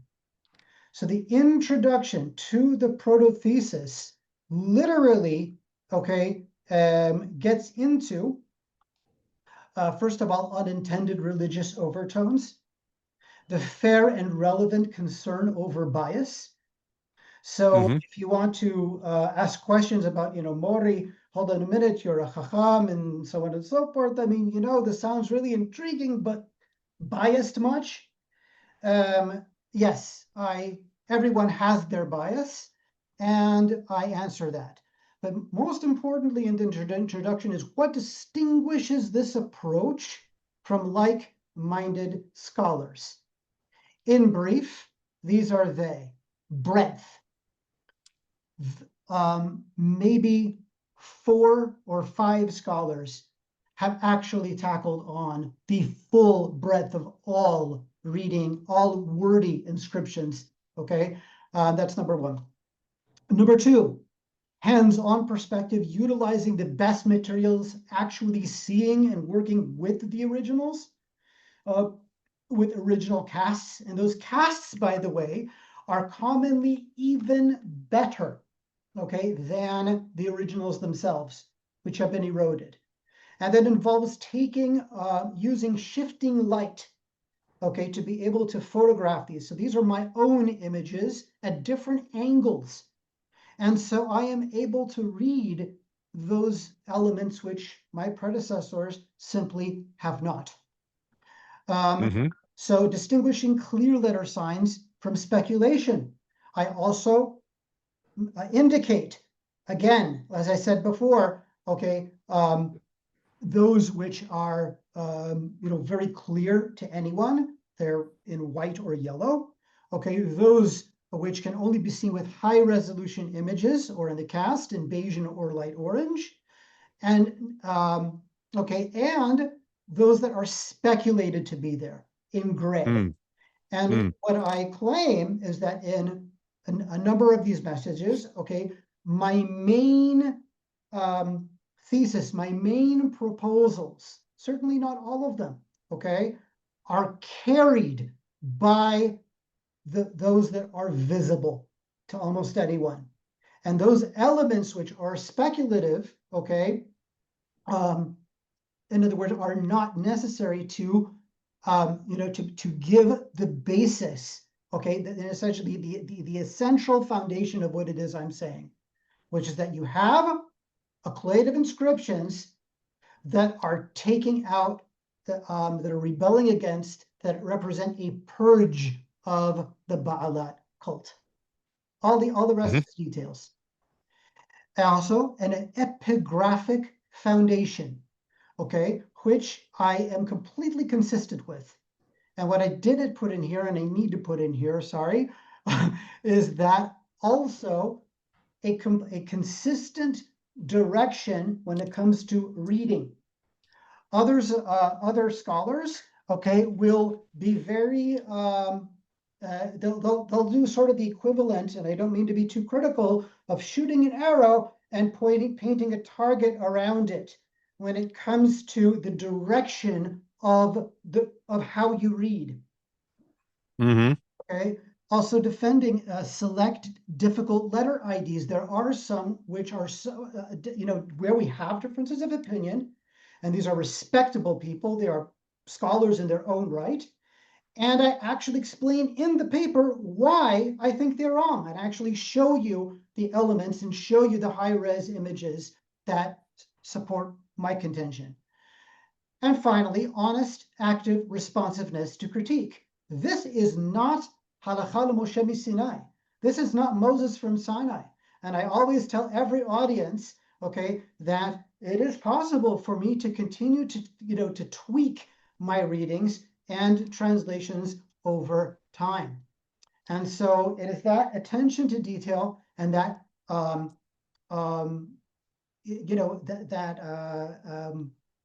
I could just say, scrutiny and attention to detail and humility that I think, I'm told by others, puts my my work above those of others.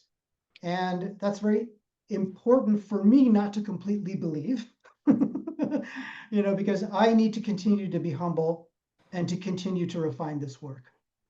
And again, it just, it goes on, and that's a basic answer to that. When it comes to dating, chronology, and all of that, I cannot get into more than what I have said. It's just too broad, okay, of a subject. But if you purchase the recordings of the last course, you will not regret it. And that's where I really get into the chronology.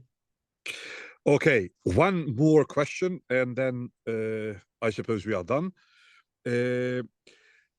Well, compared to the highly developed biblical style, all these sentences sound like, stuttering, or Biden writing to his late mother, or something like, like writing a telegram. I mean, it's not a single sentence of these is comparable to a single sentence in the Bible. Well, first of all, let's see if that really is true. So let's go, by the way, here, this is if you get into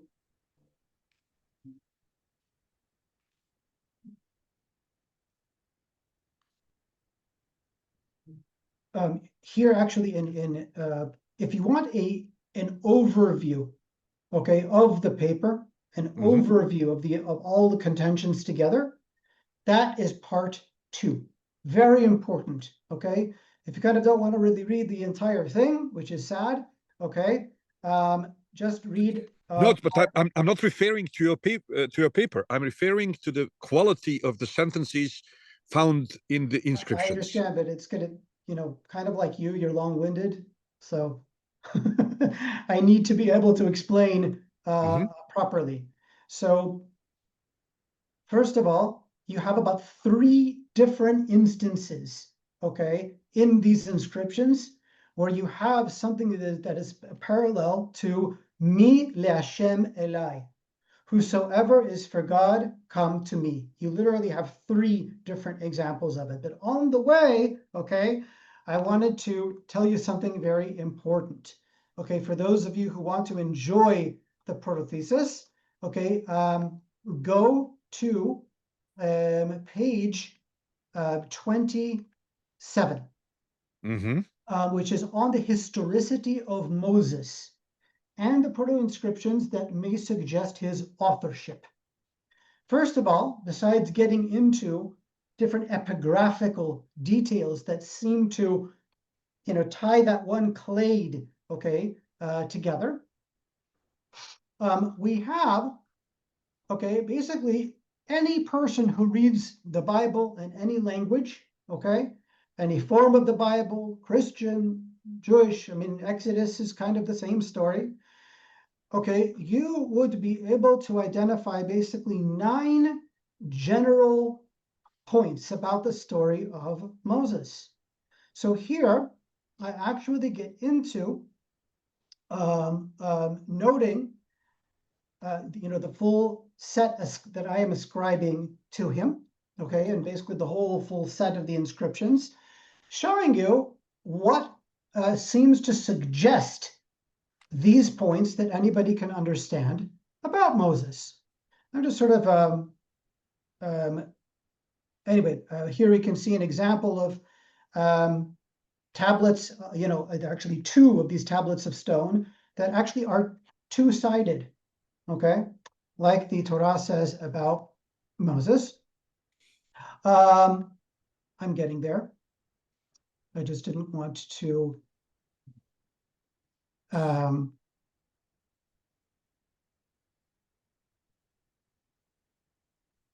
so first of all, one of the things to understand is that a lot of these are songs.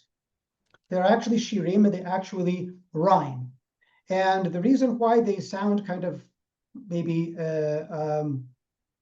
low quality, okay, is perhaps because of the way that I am saying them, okay? But also understand that even reading in those days was something that you needed to kind of know ahead of time what is written and how to read it, okay? It's not like just any person, okay, would be able to read this. What you have here are clearly things that a leader would have said, okay, and recording them here, okay, to preserve the message, okay, or to strengthen the message. But you have in one after another, and I should have dwelled on this one page, and you can see, okay, all of these that seem to rhyme. So in 349, Intaz Sha'ar bin Qab, Nimosh Erech mil Ba'alat, Enu La'ahinu Boshet, She'asu Nevala, Asu Awon, Asu Awon. Or in Sinai 351, Zot Mebish Nimosh Niqoblat, Me'uhab Ba'alat. Zugat Shomem, this is 353. It would have sounded something like Zugat Shomem Sha'altem Leba'alech, Pinu Zot Neshe Orahat, Zot Busha Nimosh Mehaba'alat. So you have rhymes, or for example, Entosh Gan Dach Mi Le'av Bemanach, okay? Or El De'el Malkecha El Na Hatzila, okay? So if you were to read them or to sing them, you would see that these are beautiful. And they are the work of a statesman and a poet, okay? And again, it's not that, he's some kind of a caveman, okay, whoever wrote these, and just going around and all he knows how to say are things like, Entosh, Gan, Dach, and that kind of means like, give me bread, or I'll bash your head, and drag my wife, by the hair, okay? No. This is a culture, and you cannot impose your ideas of beauty, okay, onto another culture, okay? Some of these inscriptions are very varied. Some of them are written in scribbles. Some of them are written with the finest calligraphy. But just one that I want to really impress upon you, especially because it's the last question, and because I think it'll really be a treat for you, is my favorite of them all. I know it's not that crown one, okay? It's actually something that is, to me, just the most moving. And it is Sinai 358. You know what? I'm just going to do this to cheat a little bit and get there. Sinai 353. You know, it's earlier.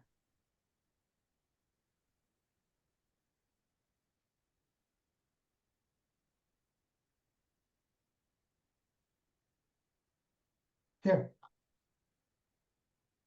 Mm-hmm. This is very close to Sinai 357. I call the Man inscription. And you have the same type of message where you have, first of all, something speaking about God or to God in this case. It seems to be a prayer. And then you have a, something that indicates speaking to the people. These are readings that are agreed upon, okay, by almost all scholars. And I discovered what I understand to be, okay, another glyph here. This says very clearly, okay, el de elem, which means God of the hidden, or the hidden God. It could also mean the eternal God, okay? Like olam, like el olam. The eternal God or the hidden God, God of the hidden, okay, probably means hidden if you look at Egyptian culture. And then you have an acrostic because a number of these inscriptions are in fact crossword. They're like crosswords, okay? Because again, they are meant for the divine or for a priest, okay? Melech, king. And it's not just melech, it's malkecha. And again, if you're wondering why you have different colors here, because I'm showing you which lines are implied and which are clear. And then you would have gone back to the beginning and again read about what's called a boustrophodon in a circle. El na ha si lam. And no, there are no characters underneath here. As much as I said there has to be something down below, but no. And what that basically would translate to is, O hidden God or God of the hidden, your king, okay, please save them. And this word of Hatzilam, okay, the future will find a nun here, we don't know. And perhaps it'll be Hatzilenu, Hatzilan. We see the same exact phrase, okay, in another inscription, where we see Hatzilenu, okay, save us. And it is to God. El na Hatzilenu. Okay? So I think that they're beautiful personally. And clearly, again, they weren't speaking this way, okay? Writing was just beginning. This is a brand new, fairly brand new by this point, actually, way of writing. And again, it is to be able to preserve certain messages to be read by people who could read them. So, how did, if at all, patriotic Israeli press or media respond to the idea that we might have now a Moses' own autograph? Right. So what it is that I was told by the public relations representative of Ariel University, and I was so gratified, instead of, throwing me under the bus or something and going, well, this is for work that he did before and blah, blah, blah. They actually gave me the, use of, their public relations representative. And, he strengthened me and said, do not play into this game that your work is controversial, because it is not. Your work is based on the foundations of the field. The vast majority of it works seamlessly with, the way that this field, okay, is practiced in, this art of epigraphy. And I know, in other words, we as believers are just so dimmified, okay, we've, by so many years that we kind of think, well, how could it really be true? How can there really be something, yeah, so, but the truth of the matter is that people who are honest understand that we really seem to have, at the very least, the earliest instances of the name Moses. And in other words, when you present it in a humble enough way, and also as a work in progress, it kind of stuffs a lot, the mouths of those who are kind of waiting to pounce on it. The only scholars that have actually published against it just happen to be those who would lose, okay, because of things that they published in the past. In other words, you do not have a single voice, okay, from within the field, okay, of just people who are greatly knowledgeable in this field, but haven't really published their own interpretations of these that have spoken against it. So that would be the answer on the part of the academy, scholarly answer. But I'm asking about general media, like popular media, like whatever, patriots, like TV, like radio. It's been very positive, actually. We have very, very positive press, not just in aish.com, unsurprisingly, but also in New York Post, Fox News, Jerusalem Post, even The Guardian, The Independent. And of course, they need to be, they need to show different sides, and they, definitely will quote, a detractor or somebody who is more in the middle. But the media has been quite kind and cautiously optimistic about this work. So let me see. If people go now to your personal Facebook, are all these links over there, and are they available also to the people who are not necessarily your friends on Facebook? Sure. Well, if you'd like, I could just put a couple of them here. If you scroll down far enough, you'll see me kind of jumping up and down. Again, I'm not really used to being a celebrity in my field, and so I'm kind of like a country bumpkin who kind of just became famous. So you can see me kind of getting excited about it and putting links to different media and getting excited. I did an interview in Spanish for the Spanish community. I know that the Catholic community is all over this stuff. I was told that even the Vatican knows about my work, and they don't have a statement yet, for it. Or it's kind of cool. And then again, when you say Moses, it's Mem Shin He, right? Yeah, but again, for this, it's only going to be Mem Shin. You're gonna, in fact, if anybody would say, "Look, I found Moses here. I can read Hebrew, Mem Shin He," so you would know that this guy is, trying to sell something, trying to sell you a bridge. So elaborate a bit for people who didn't grasp that one, being the fact that the last part of the name Moshe would be using a consonant as a vowel.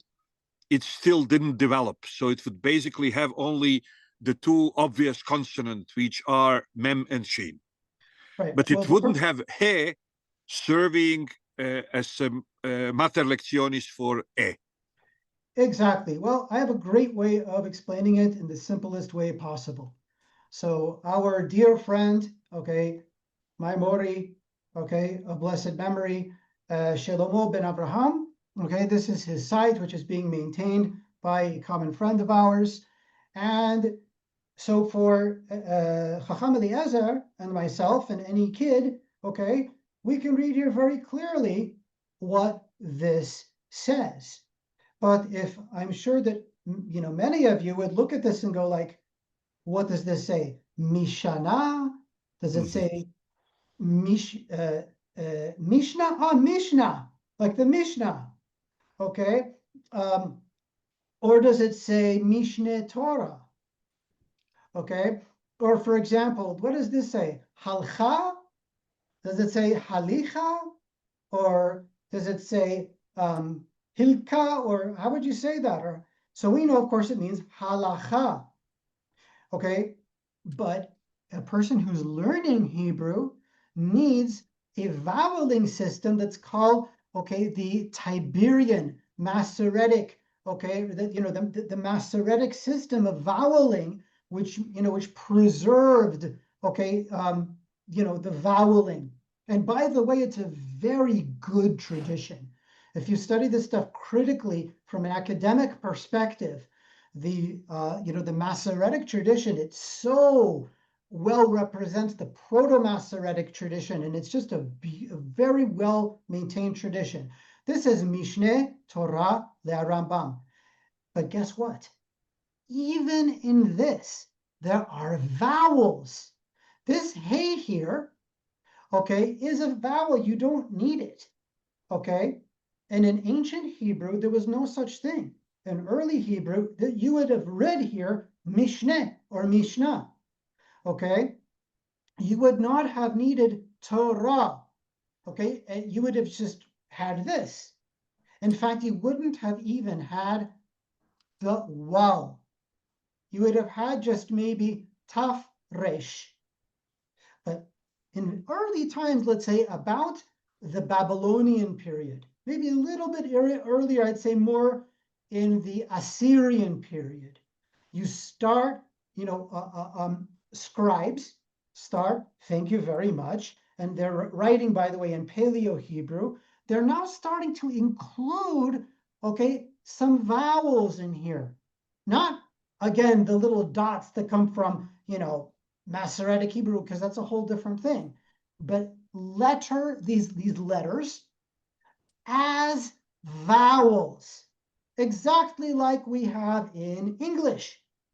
Okay, so in English, for example, if we, man, okay, the word man, gever, okay, you have M-A-N.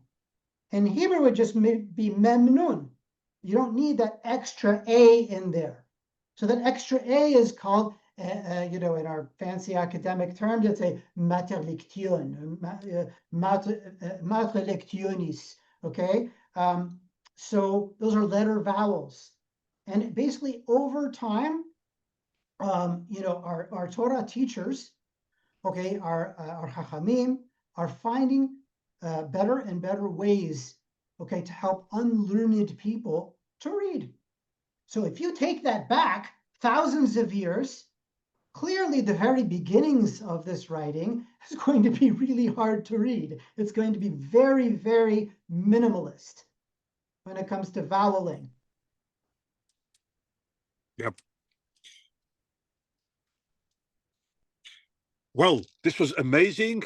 We all learned a lot. We wish your work the best mazal of all. And we wish this reaches out as many people as soon as possible, so you can get as much feedback as you need. But this is amazing. I mean, the very idea that we have Moses' own autograph is overwhelming. It really is. And again, there are actually 4 different inscriptions that have these types of attributions, and they're kind of like all at the same place on these different inscriptions.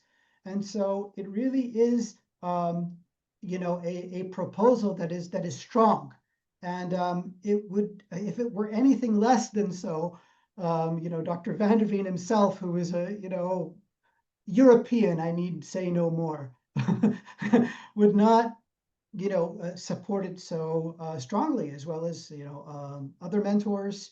And so I'm very blessed, and particularly with friends such as you, who have been such an important part of my journey. And because, that's sort of what I bring into the field. These scholars have just been really overshooting of what, Proto-Hebrew would have been like, Proto-Semitic. they're trying to bring in all kinds of different Semitic languages. And here, this is an opportunity for a Torah scholar, somebody who is trained as we are, to actually come in and be able to see things through the eyes of our culture. And I would not be here who I am today, and I think without your influence at an early time. Wow, thank you. Really last question. Have you used in your work, not necessarily in this one, but generally, Professor Yehuda's book on the language of Pentateuch in its relation to ancient Egyptian? So I am familiar with that. Actually, I mean, I haven't read it per se, but I've seen excerpts from it. Strong work. You just can't read everything. I haven't gotten to it. However, his dictionary is invaluable.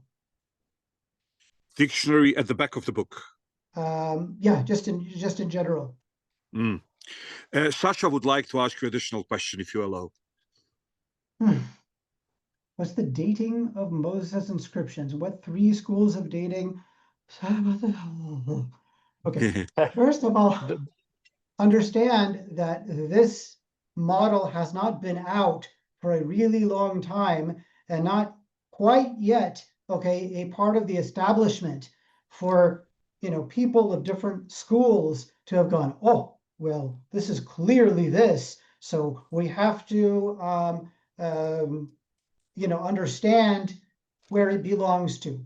So first of all, understand that not all scholars, unfortunately, see the writing on the wall, what is in front of all of us in terms of the historicity of Moses, okay? But for those of us who take, this history seriously, there is a late date, which is called the high date. There is a middle date, and there is a low date. The late date is the 19th dynasty. Okay, that is the Ramesside period. Those are those people who say, hey, the Hebrews built Ramesses.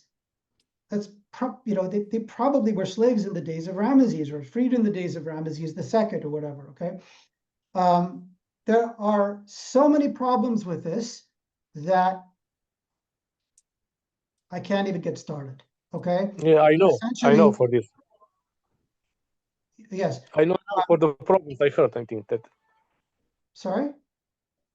I'm aware of the problems about the dating of this late date, supposed about Ramses' story, and it doesn't fit at all, as I understand. Right. So there's also a middle date, which are those which we were talking about the 18th dynasty. Okay. Those are like the Amenhotep III people. Okay. Again, all sorts of problems. Fewer than 19th dynasty people. Okay, but certainly not what we agree with. We base our chronology, and by the way, there isn't just one scholar, okay, with one single model, but you have a number of very, very top scholars, okay, who have done a coup d'etat, sort of a revolution from within the ivory tower of academia. There is a what we call revised chronology, okay, or new chronology, where we understand that the Israelite period, or what people with their noses up in the air may call the proto-Israelite period, which again is from the late 12th dynasty through the 13th dynasty, okay? And accordingly, and again, you'll need to get your hands on the recording, okay, of the course that I just gave, okay? There is very strong archaeoastronomical evidence. We're talking physics-based evidence, and many different interconnections archaeologically that place, and again, it's according to the pharaohs themselves of when they actually ruled, and because chronology, in the end of the day, is the foundation of history. It's the backbone of history. If you can't give years for specifically to when things occurred, you're just kind of shooting in the air. We would put the Exodus, okay, to the Septuagint-based year of 1446/1447. before the Common Era. Again, 1446/1447 before the Common Era. There is a broad amount of quality evidence that suggests that to be the time near the fall of not just the 13th dynasty, but essentially the whole Middle Kingdom period. Okay, and the beginning of this crazy second intermediate period where you have foreigners taking over Egypt from within, okay, who really kind of sound a lot like our traditions of Amalek, okay, and all kinds of exciting connections that become possible once you have, the right chronological foundation. Yeah, I'm also fond of the revisionist datings because Champollion, as I understand, actually it started with Champollion. He messed up, and after him, everybody took Champollion dating like axiom, and that was actually the main problem. Yeah, thanks, sir. No problem.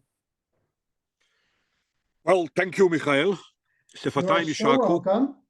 And anyway, just let me do what I promised here.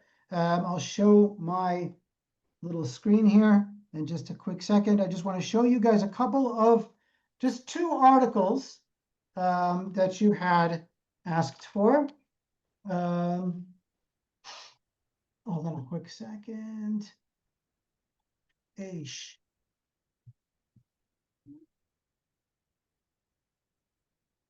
So here's one really beautiful article. And again, it's very important, guys. I did not, what's the word? Toot my own horn. Okay, I'm not guilty of yahalalucha velopicha. No, we wanted this, and you are doing us a favor by sending it. But it was us who asked you for this specifically. Hold on just a quick second. Here we go. We have this in Ynet. We have this on Fox News.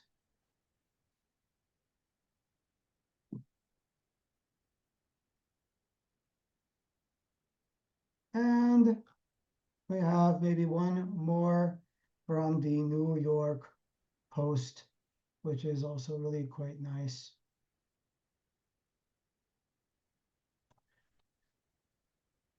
And it's so funny, this was in several British papers, The Independent, The Guardian, and, their Yahoo.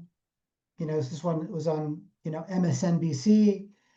And it was just like Natens Marmora, like it gave goosebumps, it raised goosebumps to see the hatred, the absolute like psychopathic hatred from Muslims, and it's just really, really intense.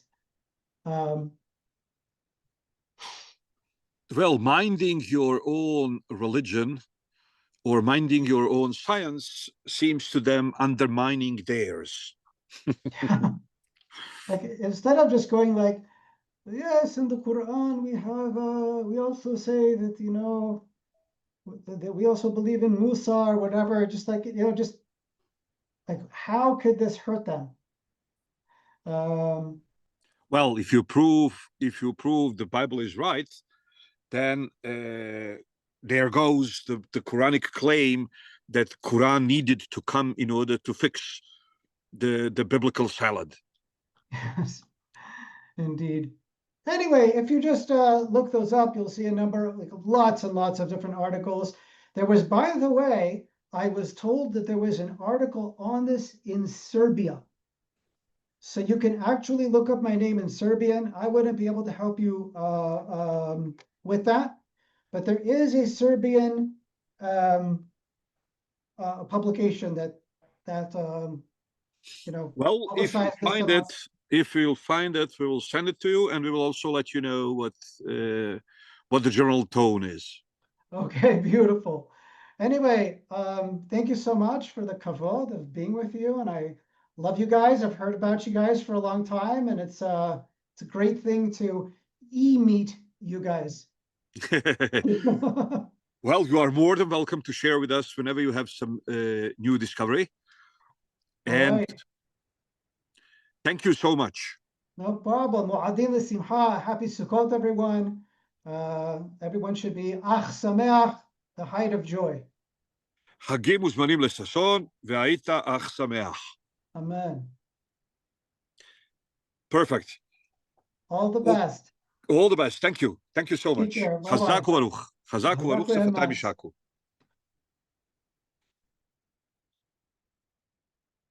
Sad mi treba da odlučimo jel nam prekasno da nastavljamo, pa da to odgodimo za sljedeću nedelju, ili hoćete da nešto malo uradimo i večeras. Mimo svega ovoga što nam je prezentovao Mihael, a što je u svakom slučaju bilo potpuno novo i što bi se na okupatorskom reklo potpuno overwhelming. Bilo je fantastično i možda ne bi trebalo mešati utiske. Ja u svakom slučaju neću moći dalje, ustajem zorom, tako da ću morati da se otkačim. Dobro, ja znam da i Olivera ustaje zorom jer mora u Sarajevo. Hajte onda da ostavimo to za sljedeću nedelju. Ja kao Crnogorac u potpuno slažem. Baš udarac u Tiganju označio je 12 sati, dobro jutro radni narode Crne Gore. Znaš, kad si pitao Crnogorca koju životinu najviše voli? Pa kaže puž. Oda, ale ži.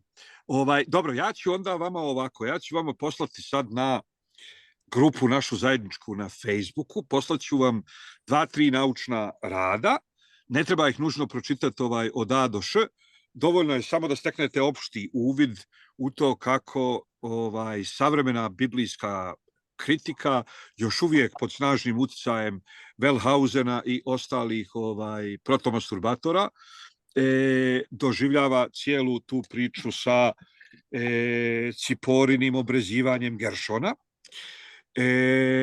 Na to obratite pažnju i onda ćemo sljedeći put da odgovorimo na njihove tvrdnje najboljim oružjem koje se zove atbaš ili kako se to zove zaboravio sam sad ponovo kako se zove na grčkom. Ono kad se čita prvi i zadnji stih, drugi i predzadnji, treći i zagzadnji. Na hebrejskom se to zove atbaš i mi ćemo to zvati atbaša, ima to i svoje grčko ime, ali sam njega malo hijastički, da. Hijastičko čitanje. Znači, pročitajte ovlaš ta 2-3 naučna rada, steknite dojam šta su njihove, na koji način oni sagledaju cijelu tu priču, znači kao nije jasno u toj priči ko pokušava da ubije koga, nije jasno da li Bog pokušava da ubije Mojsija ili Bog pokušava da ubije Geršona ili je uopšte subjekat radnje neko treći, nije jasno kome je prednoge Cipora baca orla, da li njome dotiče Geršonove noge ili Mojsijeve noge ili Božije noge, jer Bože moj, oni Bibliju doživljavaju toliko primitivno da je u njoj moguće dotaći Božije noge i tako dalje. Samo steknite dojam kako oni pod Wellhausenovim uticajem do dana današnjeg čitaju tu priču, a onda ćemo mi da je pročitamo onako kao što ova ješiva oduvijek radi, a to je književno, kontekstualno, kontinuirano čitanje. Nijedna epizoda se ne čita sama za sebe, nego se svaka epizoda čita kao dio jednog većeg književnog tkanja, a u tom književnom tkanju je posebno bitno to kad su stvari istkane ne kao ponjave i ne kao Salvador Dali ćilimi, nego kao pravi pravcati fini pirotski ćilimi koji imaju okvir, pa unutar okvira okvir, koji imaju mustru i u kome čelo ćilima i začelje ćilima su isti, pa je pogledajte pirotski ćilim, pa će vam sve biti jasno. Sad, kad se uvidi da je Biblija jedno takvo tkanje, onda padaju u uvodu sve moguće priče o tome kako je tu z brda, z dola, upalo i ovo i ono, kako je napabirčeno, pa ovo su sveštenički izvori, ovo su deuteronomistički izvori, ovo su elohistički, ovo su tetragramatonistički, pa je sve to onda skupa utkano na jedan takav način da ti još uvijek možeš da prepoznaš koji su dijelovi strani jedni drugima i tako dalje. Kad se čitaju njihovi radovi, stekne se dojam da oni ne čitaju Bibliju kaleidoskopom, jer kaleidoskop, kad ga postaviš i na nešto polomljeno, on to nešto polomljeno stavi u čitav niz lijepih, kako bismo to nazvali, minijatura, ili nije minijatura, kako bi se to moglo nazvati. Znate na što mislim? A oni nekako imaju Salvadora Dalija ugraviranog na lećama i šta god pogledaju njima uho skoči iza glavu, nikad nemaju dva uveta, nego je samo jedno, ono je obično na čelu, od dva oka imaju tri, od jednih usta naprave četvora i apsolutno je nejasno kako dva različita čitaoca poslije čitanja jednog te istog teksta mogu da imaju dva tako različita dojma. Znači ja svaki put kad čitam vidim pred sobom jedno divno tkanje, u kome jedno divno tkanje u kome ne radi se o nekoj glavi koja je pokupljena poslije saobraćajnog udesa spoda, pa izgleda tako kako izgleda jer je pregazio kamion, nego se radi o tome da je čelo ćilima i začelje ćilima su isti i taj ćilim ima okvir, pa onda unutar tog okvira ima okvir, pa onda ima neka mustra, što znači da je, evo, kao, ako pogledajte recimo, čekaj, ne pogrešno sam stranu okrenuo, aha, ovako, evo, pogledajte recimo ovaj parohet, jel? On znači ima mustru gore, koja je ista dole, a i ova mustra u sredini. Ima ista je glava kao što je rep, ista je desna ruka kao lijeva ruka, znači sve je proporcionalno. I kad se tako hijastički čita biblijski tekst, onda se sve moguće epizode shvate kao dio jednog većeg tkanja. I uopšte nisu napabirčene s koca i konopca, od zloca i od gore matere, nego su sve dio jedne veće priče i kad se tako čita, naravno, sve je apsolutno jasno. Jasno je i ko ganja Mojsija i zašto ganja Mojsija da ga ubije i jasno je pred čije noge se baca. Zašto? Zato što trebaš naći gornju takvu priču. Pa onda ono što ti fali u donjoj imaš u gornjoj, a ono što ti fali u gornjoj imaš u donjoj. Ali se te dvije priče moraju čitati zajedno. Znaš šta, ima tu dve stvari koje si otvorio, mislim, nemam uopšte ideju da ti sporim šta više, ali Mihajl je isto govorio o onome što se zove danas horizont očekivanja. Ti ne možeš čitati jedan tekst, a ne misliti kako su ti ljudi razumevali svet, kako su ga čitali i tako dalje. Ako to isključiš, promašuješ temu, a što se Dalija tiče, bez namere da ga preterano branim, reč je o zamenjivanju posledice, uzroka posledicom i posledice uzrokom.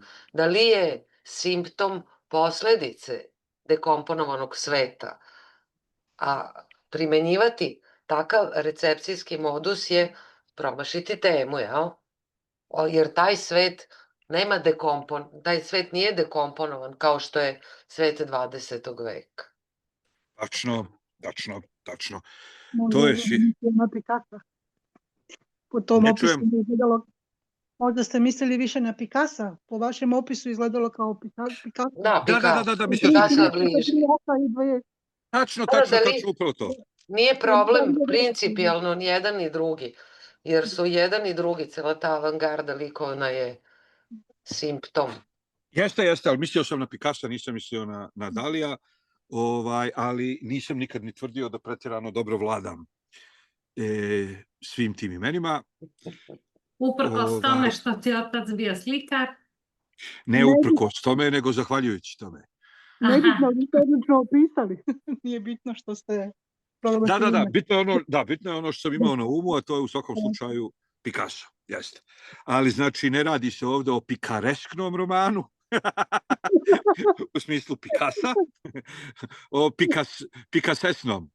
pikasesnom romanu, nego se radi o jednom finom simetričnom tkanju. I sljedeći put ćemo da pokažemo svu golotinju Wellhausena i njegovih savremenih posljedovatelja, time što ćemo nasuprot njihovom onda kao Wellhausen kaže, dobro, cijela ova priča nema nikakvog smisla u tekstu, ali ona ima smisla u toliko što obrezivanje koje je nekad bilo vezano za vjenčanje se sad prebacuje na novorođenčad. Kako znamo da je bilo vezano da je obrezivanje bilo vezano za vjenčanje?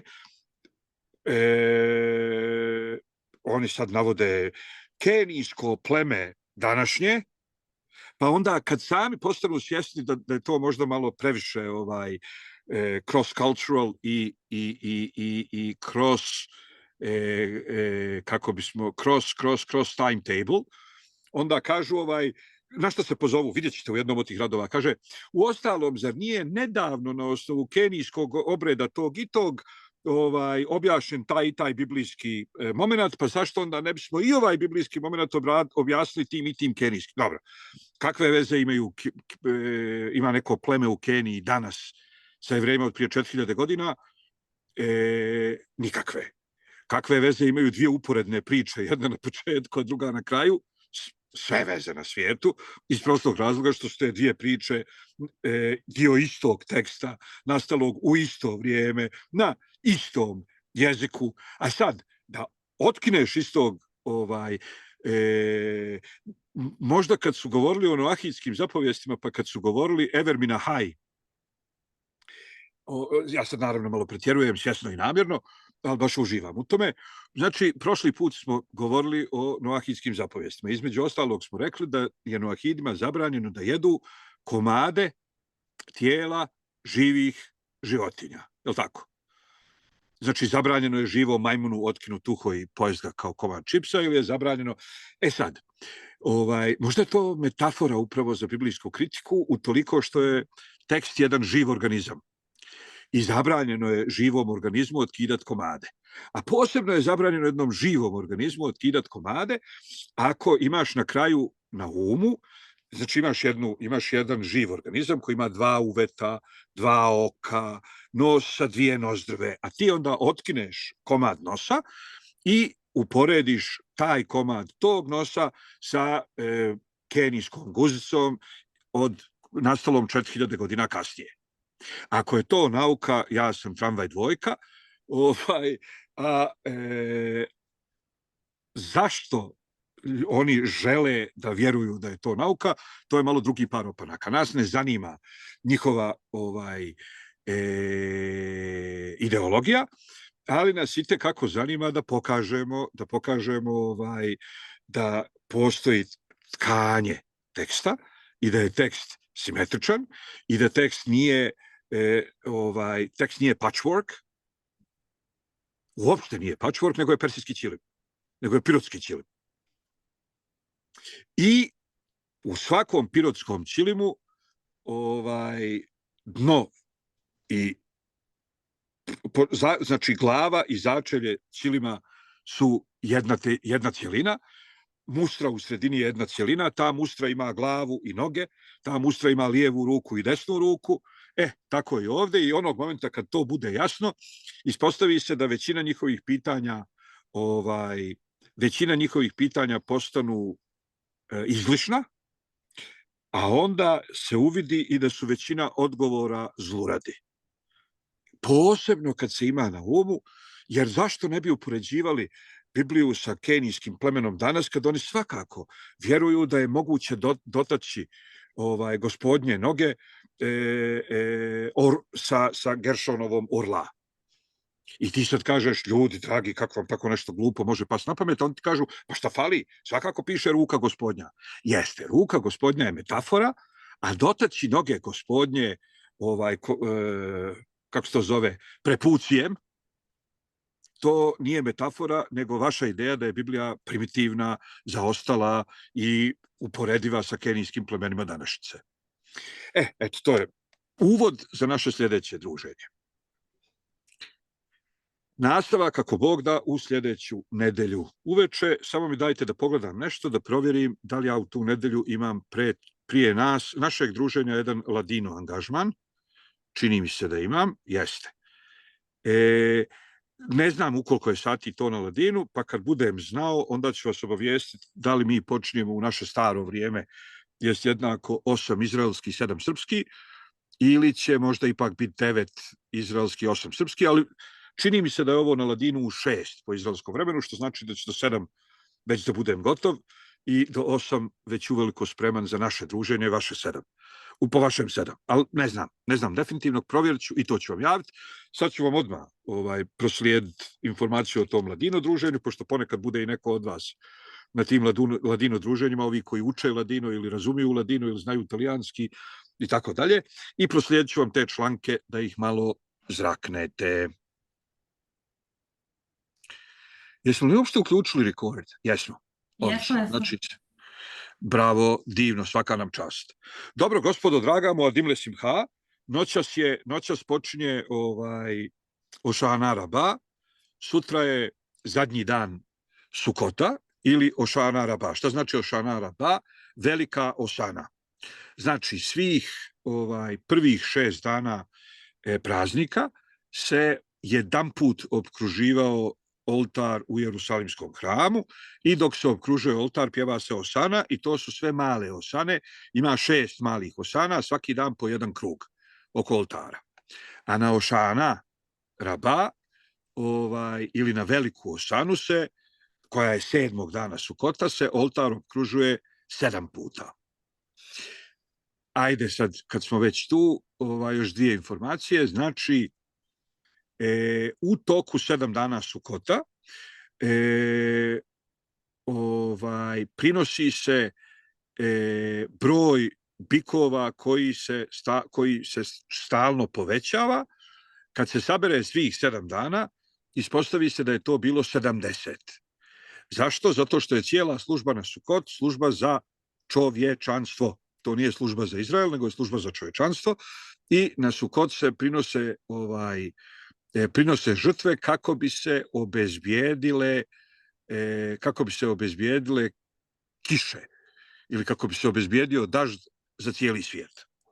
A na Šemini Aceret, koji je zasebni dan, zasebni praznik i nije dio Sukota, na Šemini Aceret se prinosi jedan bik. Ne par u smislu dvoje, nego jedan par na hebrejskom znači muž od krave. Znači, prinosi se jedan. Zašto? Zato što je Šemini Aceret služba za Izrael.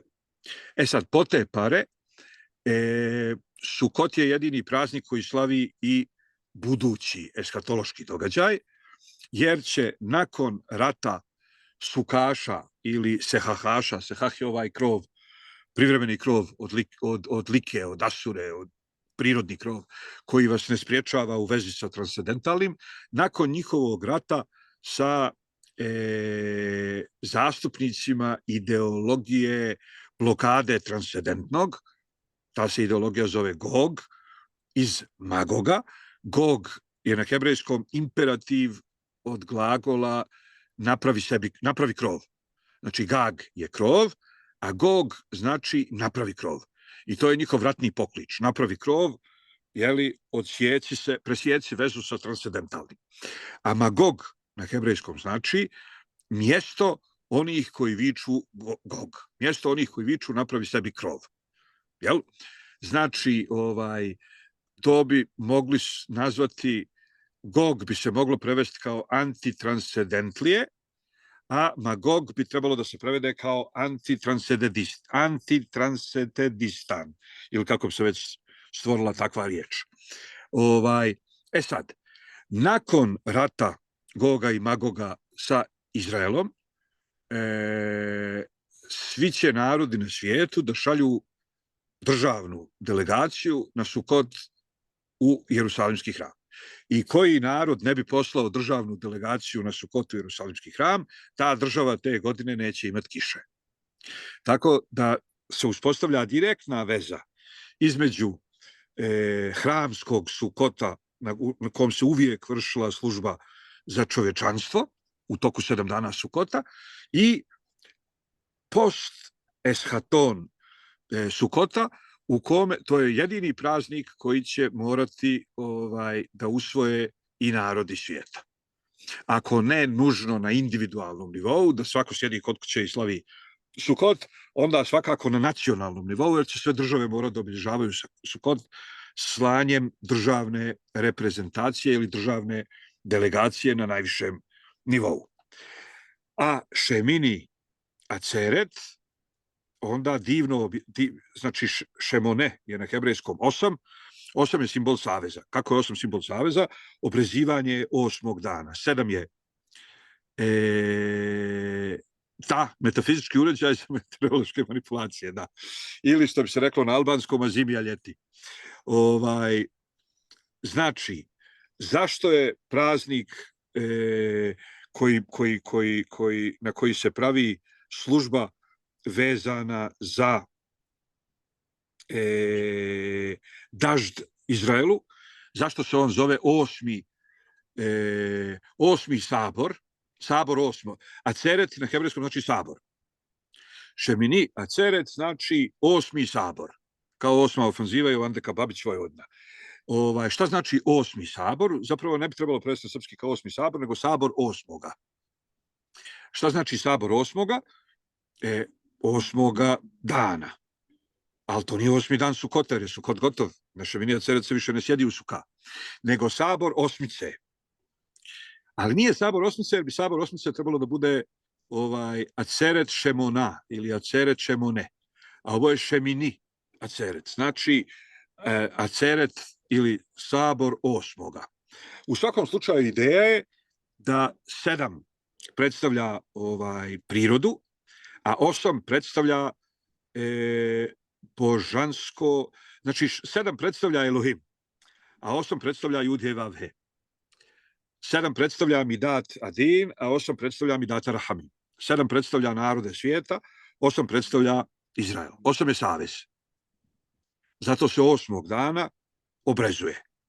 Imamo, znači, 8-dnevni praznik u kome, unatoč antisemitizmu i tako dalje, narod Izraela vrši je u vrijeme postojanja hrama vršio svešteničku posredničku službu za cijeli svijet.